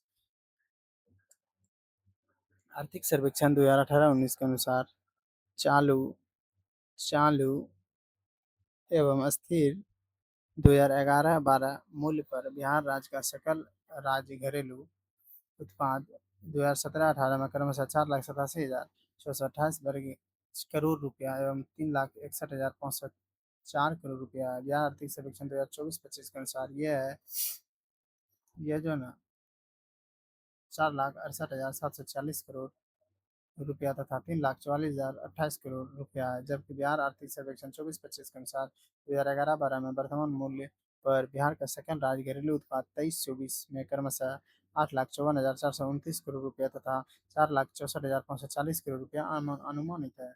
बिहार राज्य में जो ना वर्ष 2016-17 के दौरान आर्थिक विकास दर क्या थी, में से कोई नहीं होगा। आइए देखते हैं डिटेल आंसर। बिहार बिहार की 12वीं आर्थिक सर्वेक्षण रिपोर्ट के अनुसार राज्य की सकल घरेलू विकास दर जो है ना 16-17 से बढ़कर 2016-17 में बढ़कर जो है ना 10.3 हो गई थी। 2016-17 में बढ़कर 10.3 हो गई थी। 10.3 हो गई थी।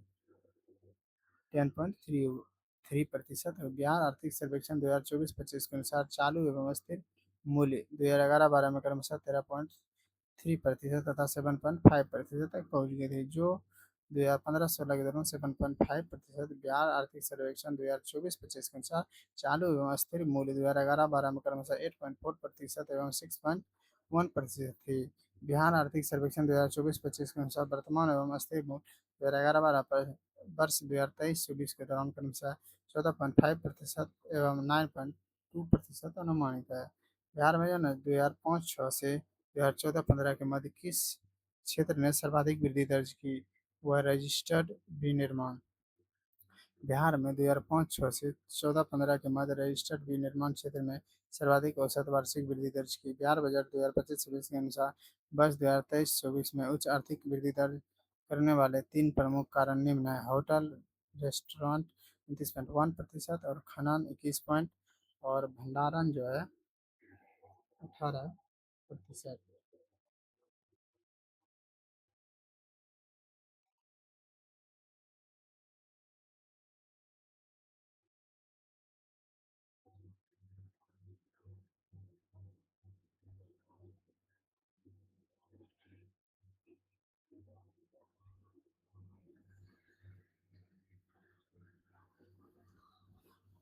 आइए अब हम सब नेक्स्ट क्वेश्चन को देखते हैं। और इकोनॉमिक्स का जितने भी डाटा संबंधित प्रश्न है दोस्तों, इसको ख़त्म ही कर देते हैं। उसके साथ साथ हम सबका पॉलिटी और ज्योग्राफी साथ साथ इकोनॉमिक्स भी साथ में ख़त्म हो जाएगा। इससे पहले हिस्ट्री का जो था वो तो वीडियो बना के डाल ही दिए हैं, एक साथ ही बिहार स्पेशल समाप्त हो जाएगा। अच्छा बात है दोस्तों। बिहार राज्य में गरीबी रेखा के नीचे लोगों की अधिकतम संख्या होने का कारण है वह है इनमें से सभी: भू सुधारों की असफलता, भूमि सुधारों की असफलता, राजनीतिक इच्छा का अभाव और श्रमिक वर्ग की अधिक संख्या, और इनमें से सभी हो जाएगा आंसर इसका। बिहार राज्य बिहार राज्य भारत के सर्वाधिक गरीब राज्यों में से एक है। बिहार की इस गरीबी का प्रमुख कारण राज्य की भूमि सुधारों की असफलता रही है। भूमि सुधार की इस असफलता के कारण राजनीतिक इच्छा शक्ति का अभाव रहा है। पुनः औद्योगिक रूप से पिछड़ा राज्य होने के कारण बिहार में श्रमिक वर्ग की संख्या भी काफी अधिक है। अतः उपयुक्त तीनों विकल्प बिहार के पिछड़ेपन एवं तदजनित गरीबी के प्रमुख कारण है। योजना योजना आयोग ने 1993 से 94 में बिहार के लिए गरीबी रेखा से नीचे यानी बीपीएल का निम्नलिखित प्रतिशत प्रांकलित किया है वह 55। योजना योजना आयोग ने लकड़ा वाला फार्मूला पर वर्ष 1993 से 94 में बिहार के लिए गरीबी रेखा से नीचे का प्रतिशत 54.96 प्राक्कलित किया है। वर्ष 2004-5 में बिहार में गरीबी का प्रतिशत 41.4 था। वही सुरेश तेंदुलकर फार्मूले पर 2004-5 में 54.4% गरीबी तथा 2011-12 में 33.7% थी। और NFH यानी राष्ट्रीय परिवार स्वास्थ्य सर्वेक्षण 5 के अनुसार 2019 से 21 में बिहार में जन गरीबी 33.76% है। बिहार सरकार ने 1 अप्रैल 2019 से सार्वजनिक वित्तीय प्रबंधन प्रणाली शुरू की है। यह प्रणाली जो है ना राज्य में समस्त वित्तीय कार्यकलापों को ऑनलाइन तथा कागज रहित बनाएगी। व्यक्तिगत वित्तीय प्रबंधन प्रणाली का आरंभ बिहार में लोक वित्त प्रबंधन को मजबूती देने, ऐसे कार्यों को डिजिटीकरण करने, इलेक्ट्रॉनिक लेन-देन को प्रोत्साहित करने और इस प्रकार का सुनिश्चित करने के लिए किया गया कि सत्य का एक ही स्रोत है। इस प्रणाली में नियामक तथा संस्थागत ढांचे को रिपोर्टिंग और कैलिब्रेशन में प्रभावी वित्तीय नियंत्रण और अनुप्रबंधन एवं विश्वसनीयता का प्रावधान है। ध्यातव्य है कि राज्य सरकार के अधीन सभी प्रकार के वित्तीय कार्यों के क्रियान्वयन हेतु CFMS 1.0 के स्थान पर CFMS 2.0 को 1 जनवरी 2025 से क्रियान्वित किया जा रहा है। नोट दिए गए प्रश्न में सार्वजनिक वित्तीय संबंध प्रणाली के स्थान पर व्यापक वित्तीय प्रबंधन प्रणाली होना चाहिए। बिहार का बकाया ऋण है। बिहार का जो ना बकाया ऋण है। संदर्भ स्रोतों में तत्कालीन समय बिहार का बकाया ऋण संबंधी आंकड़े अनुपलब्ध थे। ये पुराना क्वेश्चन है, लेटेस्ट डाटा देखते हैं।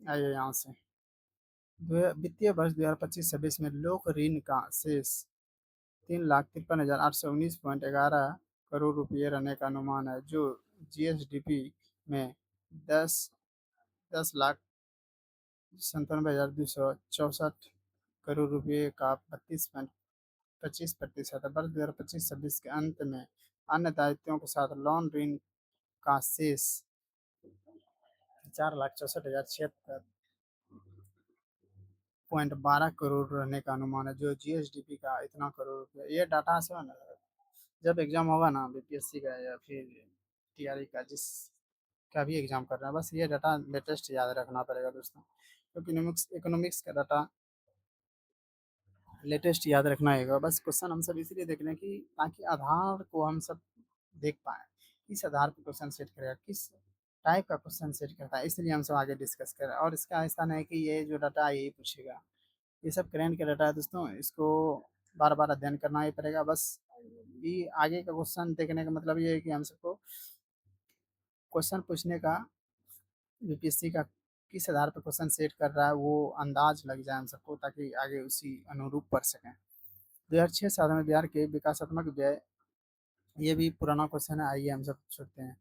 2006-7 में बिहार के विकासात्मक व्यय, ये इसके कुल व्यय था देखते हैं, लेटेस्ट डाटा होगा तो ठीक है। हाँ, बिहार बजट 2025-26 में विकासात्मक एवं गैर विकासात्मक व्यय का अनुमान क्रमशः जो है ना 20,68,018.53 करोड़ था, और इधर 11,76,48 करोड़ है, जो कि कुल अनुमानित का 31,31,06,895.2 करोड़ रुपये का क्रमशः 65.26 एवं 34.74% है।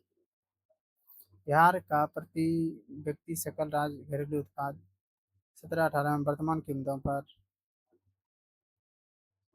42,242 रुपये स्थिर कीमतों के आधार पर 2011-12 में प्रति व्यक्ति GSDP का अनुमान क्या है।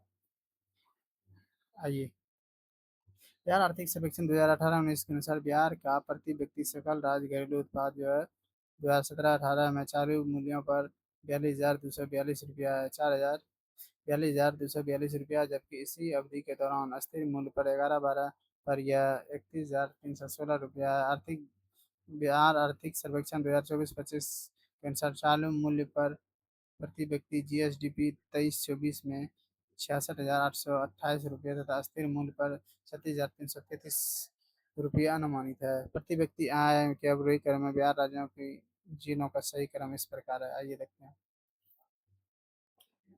लेटेस्ट क्वेश्चन, बिहार आर्थिक सर्वेक्षण 2021-22 में जारी आंकड़ों के अनुसार स्थिर मूल्यों यानी 11-12 पर वर्ष 2019-20 के संदर्भ में विकल्प यानी जिलों का प्रति व्यक्ति सकल जिला घरेलू उत्पाद के संदर्भ में अवरोही क्रम में नवादा नवादा का सबसे कम है 23,351 रुपये। फिर किशनगंज का 23,200। अच्छा, लेटेस्ट यानी कि इधर घटते जाएगा दोस्तों, ध्यान रखना। नवादा सबसे अधिक है सकल घरेलू उत्पाद, किशनगंज उसके बाद 23,222, फिर पूर्वी चंपारण 22,306, फिर अररिया 20,613, फिर शिवहर 19,592। फिर बिहार आर्थिक सर्वेक्षण 2024-25 के अनुसार विकल्पों जिलों का वर्जन 2022-23 में प्रति व्यक्ति सकल घरेलू उत्पाद जो है किशनगंज जो है चालू मूल्यों पर 47,831, किशनगंज जो है चालू मूल्यों पर अस्थिर मूल्यों पर। 2018-19 में बिहार का कौन सा जिला जन अस्थिर कीमतों पर जन आधार वर्ष 2011-12 में तीन सबसे समृद्ध जिले प्रति व्यक्ति आय में से एक है, बेगूसराय। प्रश्न काल के विकल्प सी आर्थिक बिहार आर्थिक सर्वेक्षण 2024-25 के अनुसार 2022-23 शीर्ष तीन समृद्ध जिले पटना है, बेगूसराय, मुंगेर एवं सबसे गरीब जिले शिवहर, सीतामढ़ी, अररिया। ठीक है, प्रति व्यक्ति आय के मानदंड के अनुसार बिहार का कौन सा जिला सबसे गरीब है? सबसे गरीब जिला जो है ना प्रति व्यक्ति का आय शिवहर है। प्रश्न का डी सही उत्तर है। बिहार आर्थिक सर्वेक्षण 2024-25 के अनुसार वर्तमान में भी प्रति व्यक्ति आय में मानदंड के अनुसार बिहार का शिवहर जिला सबसे गरीब है। आर्थिक सर्वेक्षण 2024-25 के अनुसार 2022-23 में बिहार के सबसे समृद्ध तीन जिले थे। वह है एक नंबर पे पटना 1,21,396, बेगूसराय 49,064, फिर मुंगेर 46,795। फिर बिहार का सबसे गरीब तीन जिला इस प्रकार था: शिवहर 19,561, फिर सीतामढ़ी 21,931, अररिया 22,200। सबसे नीचे शिवहर अभी भी है और पहले भी था। वर्ष 2019-20 में आर्थिक सर्वेक्षण के अनुसार किस जिले का प्रति व्यक्ति आय सबसे कम है? वह है शिवहर। 19-20 के क्वेश्चन में भी 2019-20 में आर्थिक सर्वेक्षण के अनुसार प्रति व्यक्ति आय बिहार के सबसे पिछड़े जिले के रूप में शिवहर, सुपौल, मधेपुरा है। बिहार आर्थिक सर्वेक्षण 2024-25 के अनुसार बिहार के तीन सबसे पिछड़े जिले इस प्रकार पिछड़े जिले प्रति व्यक्ति यानी प्रति व्यक्ति जिला सकल घरेलू उत्पाद के संदर्भ में क्रमतः शिवहर 19,561 रुपया है, और सीतामढ़ी का 21,931 रुपया, और अररिया का 22,204 रुपया। सबसे नीचे शिवहर, ध्यान रखना है, 19,561 रुपया। बिहार में 17-18 की तुलना में 2018-19 में राजस्व अधिशेष में लगभग कितने प्रतिशत की वृद्धि का अनुमान है? यह से कोई नहीं।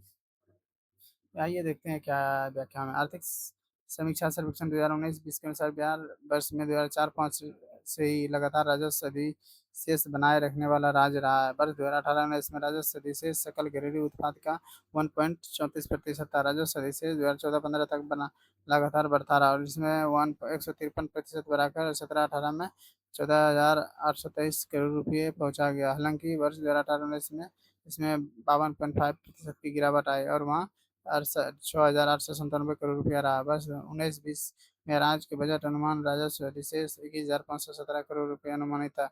वर्ष 2025-26 में राजस्व अधिशेष 8,831.18 रुपया अनुमानित है।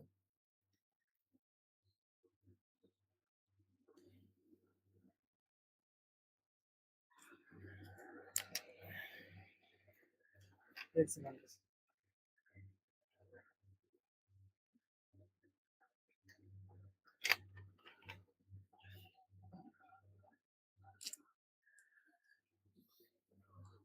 32 नंबर क्वेश्चन था हम सबका।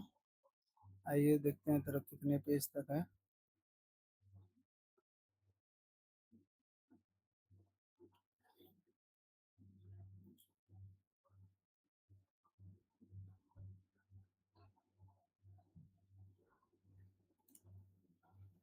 32, अब ज़्यादा नहीं है दोस्तों। आइए अब हम सब फिनिश कर ही देंगे।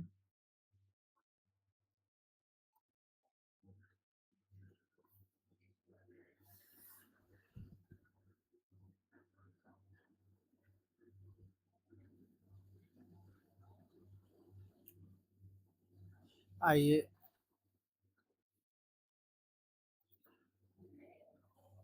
हम सबका नेक्स्ट क्वेश्चन है पीएल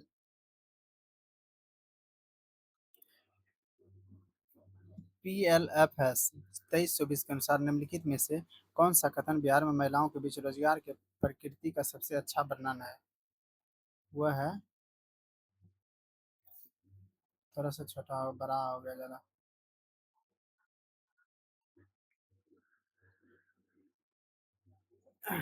ये है, अधिकांश महिलाएं स्वनियोजित है और जो अक्सर घरेलू उद्योगों में सहायक के रूप में काम करती है। 71वीं बीपीएससी में पूछा गया, ध्यान रखना।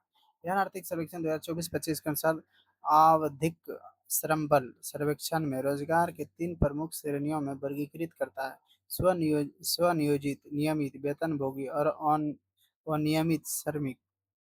2324 पर आधारित उपलब्ध विश्लेषण दर्शाते हैं कि बिहार में कार्यरत महिलाओं का सबसे बड़ा हिस्सा स्वनियोजित श्रेणी में आता है, और पीएलएफएस 2023-24 के आधार पर बिहार में वर्तमान साप्ताहिक स्थिति सीडब्ल्यूएस के अनुसार कुल महिला कर्मियों में 83.7% समस्त सह स्वनियोजित यानी 10.8% और नियमित श्रमिक और केवल 5.5% नियमित वेतनभोगी है, और 83.7% स्वनियोजित महिला श्रमिकों में से 39.8% घरेलू उद्योगों में सहायक के बतौर कार्यरत है।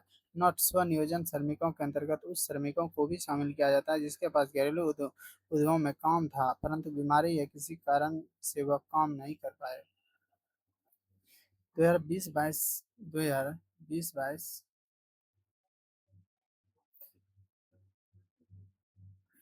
2020-22 के लिए सबसे कम महिला कार्यबल भागीदारी दर कितने प्रतिशत का बिहार में दर्ज की गई है? उपयुक्त में से कोई नहीं। आइए देखते हैं हम सब। राष्ट्रीय प्रतिवर्ष सर्वेक्षण कार्यालय है। आइए देखते हैं। राष्ट्रीय प्रतिवर्ष सर्वेक्षण कार्यालय सांख्यिकी और कार्यक्रम कार्यान्वयन मंत्रालय भारत सरकार द्वारा जारी आंकड़ों के अनुसार 2020-21 तथा 21-22 में भारत के सभी राज्यों में सबसे कम महिला कार्यबल भागीदारी दर 15 वर्ष या उससे अधिक बिहार में दर्ज की गई। वर्ष 2021 तथा 21-22 में बिहार के महिला कार्यबल भागीदारी दर जो है ग्रामीण क्षेत्र में क्रमशः 11.2% तथा 10.1% और शहरी क्षेत्रों में क्रमशः 6.3% तथा 10.5% दर्ज की गई है। और 2023-24 में आंकड़ों के अनुसार ग्रामीण तथा शहरी क्षेत्रों में महिला कार्यबल भागीदारी दर 33.1% तथा 15.5% दर्ज है। ध्यान तब है कि बिहार लोकसभा आयोग ने इस प्रश्न का उत्तर भी दिया है। 2022 के में 4% ग्रामीण क्षेत्र में और 6.5% शहरी क्षेत्र में। आइए, केंद्रीय स्वास्थ्य एवं परिवार कल्याण मंत्रालय द्वारा 24 नवंबर 2021 को प्रकाशित राष्ट्रीय परिवार सर्वेक्षण 5 के अनुसार बिहार के लिंग अनुपात में काफी अच्छा सुधार हुआ है। यह 2015-16 में से बढ़कर 2022 में हो गया हुआ है 10,62 से 10,90। केंद्रीय स्वास्थ्य एवं परिवार कल्याण मंत्रालय द्वारा जारी राष्ट्रीय परिवार स्वास्थ्य सर्वेक्षण में बिहार के लिंगानुपात में पूर्व वर्ष की अपेक्षा सुधार परिलक्षित हुआ। बिहार में लिंगानुपात एन एफ एस एच एस फोर 2015-16 सर्वेक्षण में दर्शित 10,62/1000 की तुलना में एन एफ एस एच 5 2019-21 और 10,90/1000 हो गया। 2020-22 में उल्लेखनीय होगा कि त्रुटिपूर्ण है, इसके स्थान पर 19 से 21 होना चाहिए। बिहार आर्थिक सर्वेक्षण 2022 के अनुसार 2020-21 में बिहार के सकल राज्य घरेलू उत्पाद जीएसडीपी की वृद्धि दर कितनी रही है? 2.5%। बिहार आर्थिक सर्वेक्षण 2021-22 के अनुसार जो है 2021 में बिहार का सकल राज्य घरेलू उत्पाद कोविड 19 के चलते लॉकडाउन के प्रभाव के कारण 2.5% ही बढ़ा है। बिहार आर्थिक सर्वेक्षण 2024-25 के अनुसार 23-24 में बिहार के प्रति व्यक्ति सकल राज्य घरेलू उत्पाद गत वर्ष से चालू मूल्य पर 12.8% और 11-12 में अस्थिर मूल्य पर 7.6% बढ़ा। निम्नलिखित में से कौन सा एक बिहार की अर्थव्यवस्था के मामले में सही है? वह है उपयुक्त में से एक से अधिक, उपयुक्त में से एक से अधिक।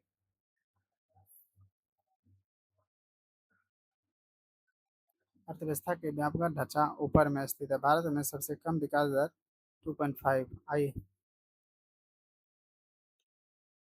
बिहार अर्थव्यवस्था के व्यापक ढांचा ऊपर में स्थिर प्रकृति का। बिहार की अर्थव्यवस्था मुख्यतः कृषि यानी प्राथमिक क्षेत्र पर आधारित है। बिहार आर्थिक सर्वेक्षण 2021-22 के अनुसार लॉकडाउन के प्रभाव के कारण बिहार में जीएसडीपी की वृद्धि दर चालू कीमतों पर 2021 में 2.5%। बिहार आर्थिक सर्वेक्षण 2024-25 के अनुसार 2.4 दर्ज की गई है, तो जो भारत के सभी राज्यों में सबसे कम है। बिहार आर्थिक सर्वेक्षण 2024-25 के अनुसार 23-24 में बिहार का सकल राज्य घरेलू उत्पादन की वृद्धि दर जो पूर्व वर्ष की तुलना में चालू और अस्थिर मूल्य में 2011-12 पर क्रमशः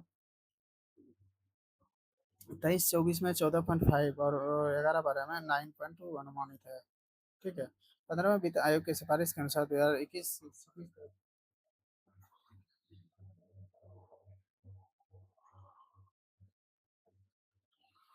15वें वित्त आयोग की सिफारिश के अनुसार 2021 से 26 तक केंद्रीय करों में विभाज्य पूल में बिहार का कितना हिस्सा प्राप्त होगा? वह है उपयुक्त में से कोई नहीं है। ये देखते हैं क्या है। 15वें वित्त आयोग की सिफारिश के अनुसार 2021-22 में 2025-26 तक केंद्रीय करों में शुल्क में विभाज्य पूल में बिहार को 10.058% हिस्सा प्राप्त होगा, जो कि सभी राज्यों में दूसरा सर्वाधिक राज्यों में सर्वाधिक हिस्सा जो ना सभी राज्यों में सर्वाधिक हिस्सा 17.939 उत्तर प्रदेश को प्राप्त है। बिहार में जो ना वर्ष 2021-22 के लिए पेश किए गए बजट में प्रस्तावित नया मंत्रालय किस पर केंद्रित है?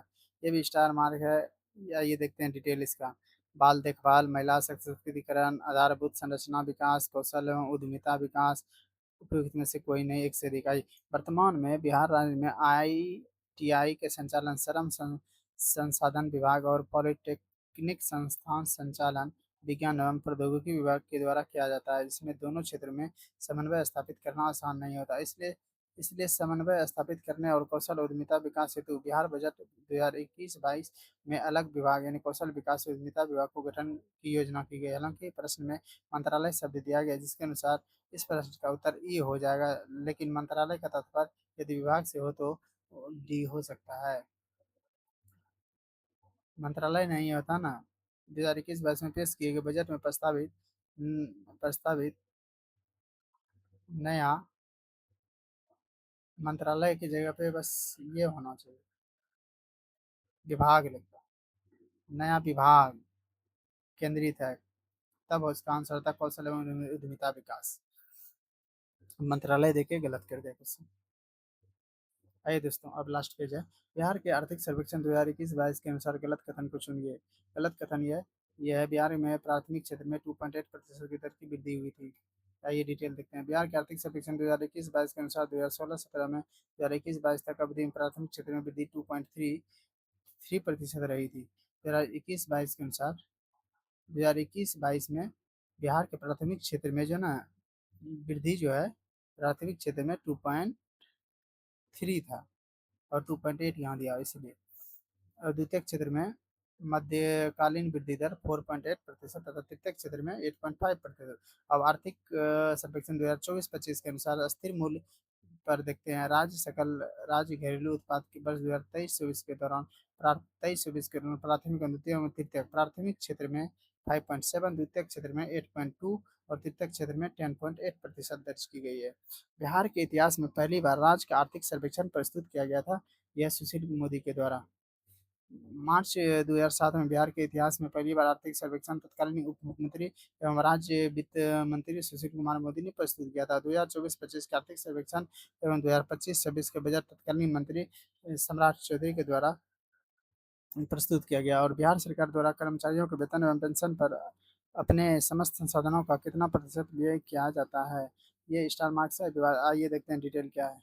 बिहार लोक सेवा आयोग द्वारा प्रस्तावित उत्तर पत्रक में इस प्रश्न का उत्तर तारांकित किया गया। बिहार आर्थिक सर्वेक्षण 2024-25 के अनुसार 23-24 में बिहार सरकार के वेतन में पेंशन में कुल व्यय जो है ना 52,677 करोड़, यानी कुल व्यय, यानी कि 23-24 में देखिए 23-24 के अनुसार बिहार सरकार के वेतन एवं पेंशन पर कुल व्यय जो है 52,677 करोड़ रुपया है, जो राजस्व व्यय का 27.7% है। 52,677 करोड़ 23-24 का ही आंकड़ा है। अब लेटेस्ट आंकड़ा, नीति आयोग के स्वास्थ्य सूचकांक 2019 के अनुसार बिहार राज्य का स्कोर है। 2019 के अनुसार ही देख रहे हैं 32.11। आइए लेटेस्ट देखते हैं। नीति आयोग स्वास्थ्य सूचकांक 2019 के दूसरे दौर में बिहार राज्य का स्कोर 32.11 था, और दिसंबर 2021 के नीति आयोग द्वारा जारी स्वास्थ्य राज्य प्रगतिशील भारत रिपोर्ट के अनुसार स्वास्थ्य सूचकांक 2019 और 20 चतुर्थ दौर बिहार का स्कोर 31 है। और रिपोर्ट के अनुसार बेहतर प्रदर्शन करने वाले 5 बड़े राज्य, केरल का स्कोर 82, तमिलनाडु, तेलंगाना, आंध्र प्रदेश, महाराष्ट्र। और खराब प्रदर्शन करने वाले 5 बड़े राज्य उत्तर प्रदेश, बिहार, मध्य प्रदेश, राजस्थान, उत्तराखंड, ये खराब प्रदर्शन करने वाले हैं। नीति आयोग द्वारा जारी फिजिकल हेल्थ इंडेक्स 2025 में बिहार का स्कोर 27.8। किस विकल्प, यानी वह विकल्प चुनिए जो बिहार के साथ निश्चय टू योजना का हिस्सा नहीं है। वह सभी के लिए वायुमार्गीय नहीं है। सात निश्चय भाग टू, युवा शक्ति बिहार की प्रगति से सशक्त महिला, सक्षम महिला है, हर खेत में सिंचाई का पानी है। बिहार बजट 2022-23 में आत्मनिर्भर बिहार में 7 निश्चय भाग टू वित्तीय वर्ष 2024-2022-23 योजना का हिस्सा निम्न है। पहला भाग टू, सात जल निश्चय भाग टू, युवा युवा शक्ति बिहार की प्रगति, सशक्त महिला, सक्षम महिला, हर खेत तक सिंचाई का पानी, स्वच्छ गंगा समृद्ध गांव, स्वच्छ शहर विकसित शहर, सुलभ संपर्कता, सबके लिए अतिरिक्त स्वास्थ्य सुविधाएं। आइए, बिहार सरकार के साथ निश्चय निम्न में से कौन सा सम्मिलित नहीं है? ये सम्मिलित बाल कल्याण नहीं है। महिला रोजगार ये नहीं है। महिला रोजगार है, साथ साफ पीने का पानी है, सभी परिवारों को बिजली का आपूर्ति है, ये सब है। बिहार सरकार के 5 वर्षों के लिए न्याय के साथ विकास पर आधारित साझा कार्यक्रम तय किया गया। सरकार द्वारा विकसित बिहार के लिए 7 निश्चय लिए गए हैं। उन्हें सुशासन के कार्यक्रम 2015 से 20 सम्मिलित किया गया। 7 निश्चय में शामिल आर्थिक हल, युवा को बल, आरक्षित रोजगार, महिला का अधिकार, हर घर बिजली लगातार, हर घर नल का जल, घर तक पक्की गली नालियाँ, शौचालय निर्माण, घर का सम्मान, अफसर बढ़े आगे बढ़े हैं। बिहार के मानक, यानी कि बिहार में मानव विकास उप मिशन के अंतर्गत कितने विभाग शामिल हैं? वो है 7 विभाग। बिहार मानव विकास उप मिशन के अंतर्गत 7 विभाग शामिल है। पहला स्वास्थ्य विभाग, दूसरा है शिक्षा विभाग, तीसरा है समाज कल्याण विभाग, तीसरा है अनुसूचित जाति अनुसूचित जनजाति कल्याण विभाग, पांचवा है पिछड़ा वर्ग एवं अति पिछड़ा वर्ग कल्याण विभाग, छठा है अल्पसंख्यक कल्याण विभाग, सातवां आपदा प्रबंधन विभाग। निम्नलिखित में से कौन जो है भूमि रिकॉर्ड आधार अधिकारी है? निम्नलिखित में से कौन जो है भूमि रिकॉर्ड अधिकारी है? वो है पटवारी। पटवारी या लेखपाल राजस्व विभाग में ग्राम स्तर पर भूमि रिकॉर्ड अधिकारी होता है। इसके मुख्य कार्य अपने कार्य क्षेत्र के गांव की जमीन से जुड़ी सभी रिकॉर्ड संभालना है। छोटा नागपुर में प्रारंभिक स्तर पर अर्थव्यवस्था आधारित है, वह बनों पर। यह है, 1-2 क्वेश्चन अब बचा है दोस्तों, 1-2 क्वेश्चन बस, 1-2 क्वेश्चन। आइए अब देखते हैं हम सब। अब अंतिम स्थान पे हम सब हैं, अंतिम रूप से हैं। आइए, छोटा नागपुर में प्रारंभिक स्तर पर अर्थव्यवस्था वन आधारित थी। ठीक है, छोटा नागपुर पठारी इलाका है। प्रारंभ में तकनीकी विकास के अभाव में न तो यहाँ उद्योग विकसित थे और न ही खनन विकसित। तो दोस्तों हम सब फाइनली ज्योग्राफी का इकोनॉमिक्स भी समाप्त कर दिया। बस योजना है एक दो, ये योजना सब तो आप सबको पता है, करंट से संबंधित है योजना। जितना लेटेस्ट पड़ेगा उतना फायदा है। तो हम सब जो है ना पॉलिटी पॉलिटी को भी ख़त्म कर दिए, ज्योग्राफी को भी ख़त्म कर दिए, इकोनॉमिक्स इकोनॉमिक्स को भी ख़त्म कर दिए। पॉलिटी, ज्योग्राफी, इकोनॉमिक्स, इतना तीनों 3 सब्जेक्ट इसमें इस वीडियो में समाप्त हो गया है दोस्तों। और इससे पहले जो हिस्ट्री था वो तो हो ही चुका है। हिस्ट्री हम सब पढ़ चुके हैं। वीडियो हिस्ट्री का स्पेशल डाला गया, और ये उसके बाद जो बचा था उसका हम सब डाल दिए। अब बाकी जो इसके बाद जो नीचे शेष पार्ट रह गया, ये सब करंट का है। स्पेशल करंट का वीडियो जब डालेंगे तो उससे कवर हो जाएगा। ठीक है दोस्तों, दृष्टि का ही करंट भी राष्ट्रीय अंतर्राष्ट्रीय भी करा देंगे, उससे कवर हो जाएगा। बिहार का अलग वीडियो डालेंगे और सेंट्रल का अलग डालेंगे। तो ठीक है दोस्तों, मिलते हैं अब नेक्स्ट वीडियो में। वीडियो यहीं पे समाप्त करते हैं। बस अगर सही लगा होगा तो लाइक सब्सक्राइब जरूर कर दीजिएगा, तो दोस्तों को शेयर भी कीजिएगा।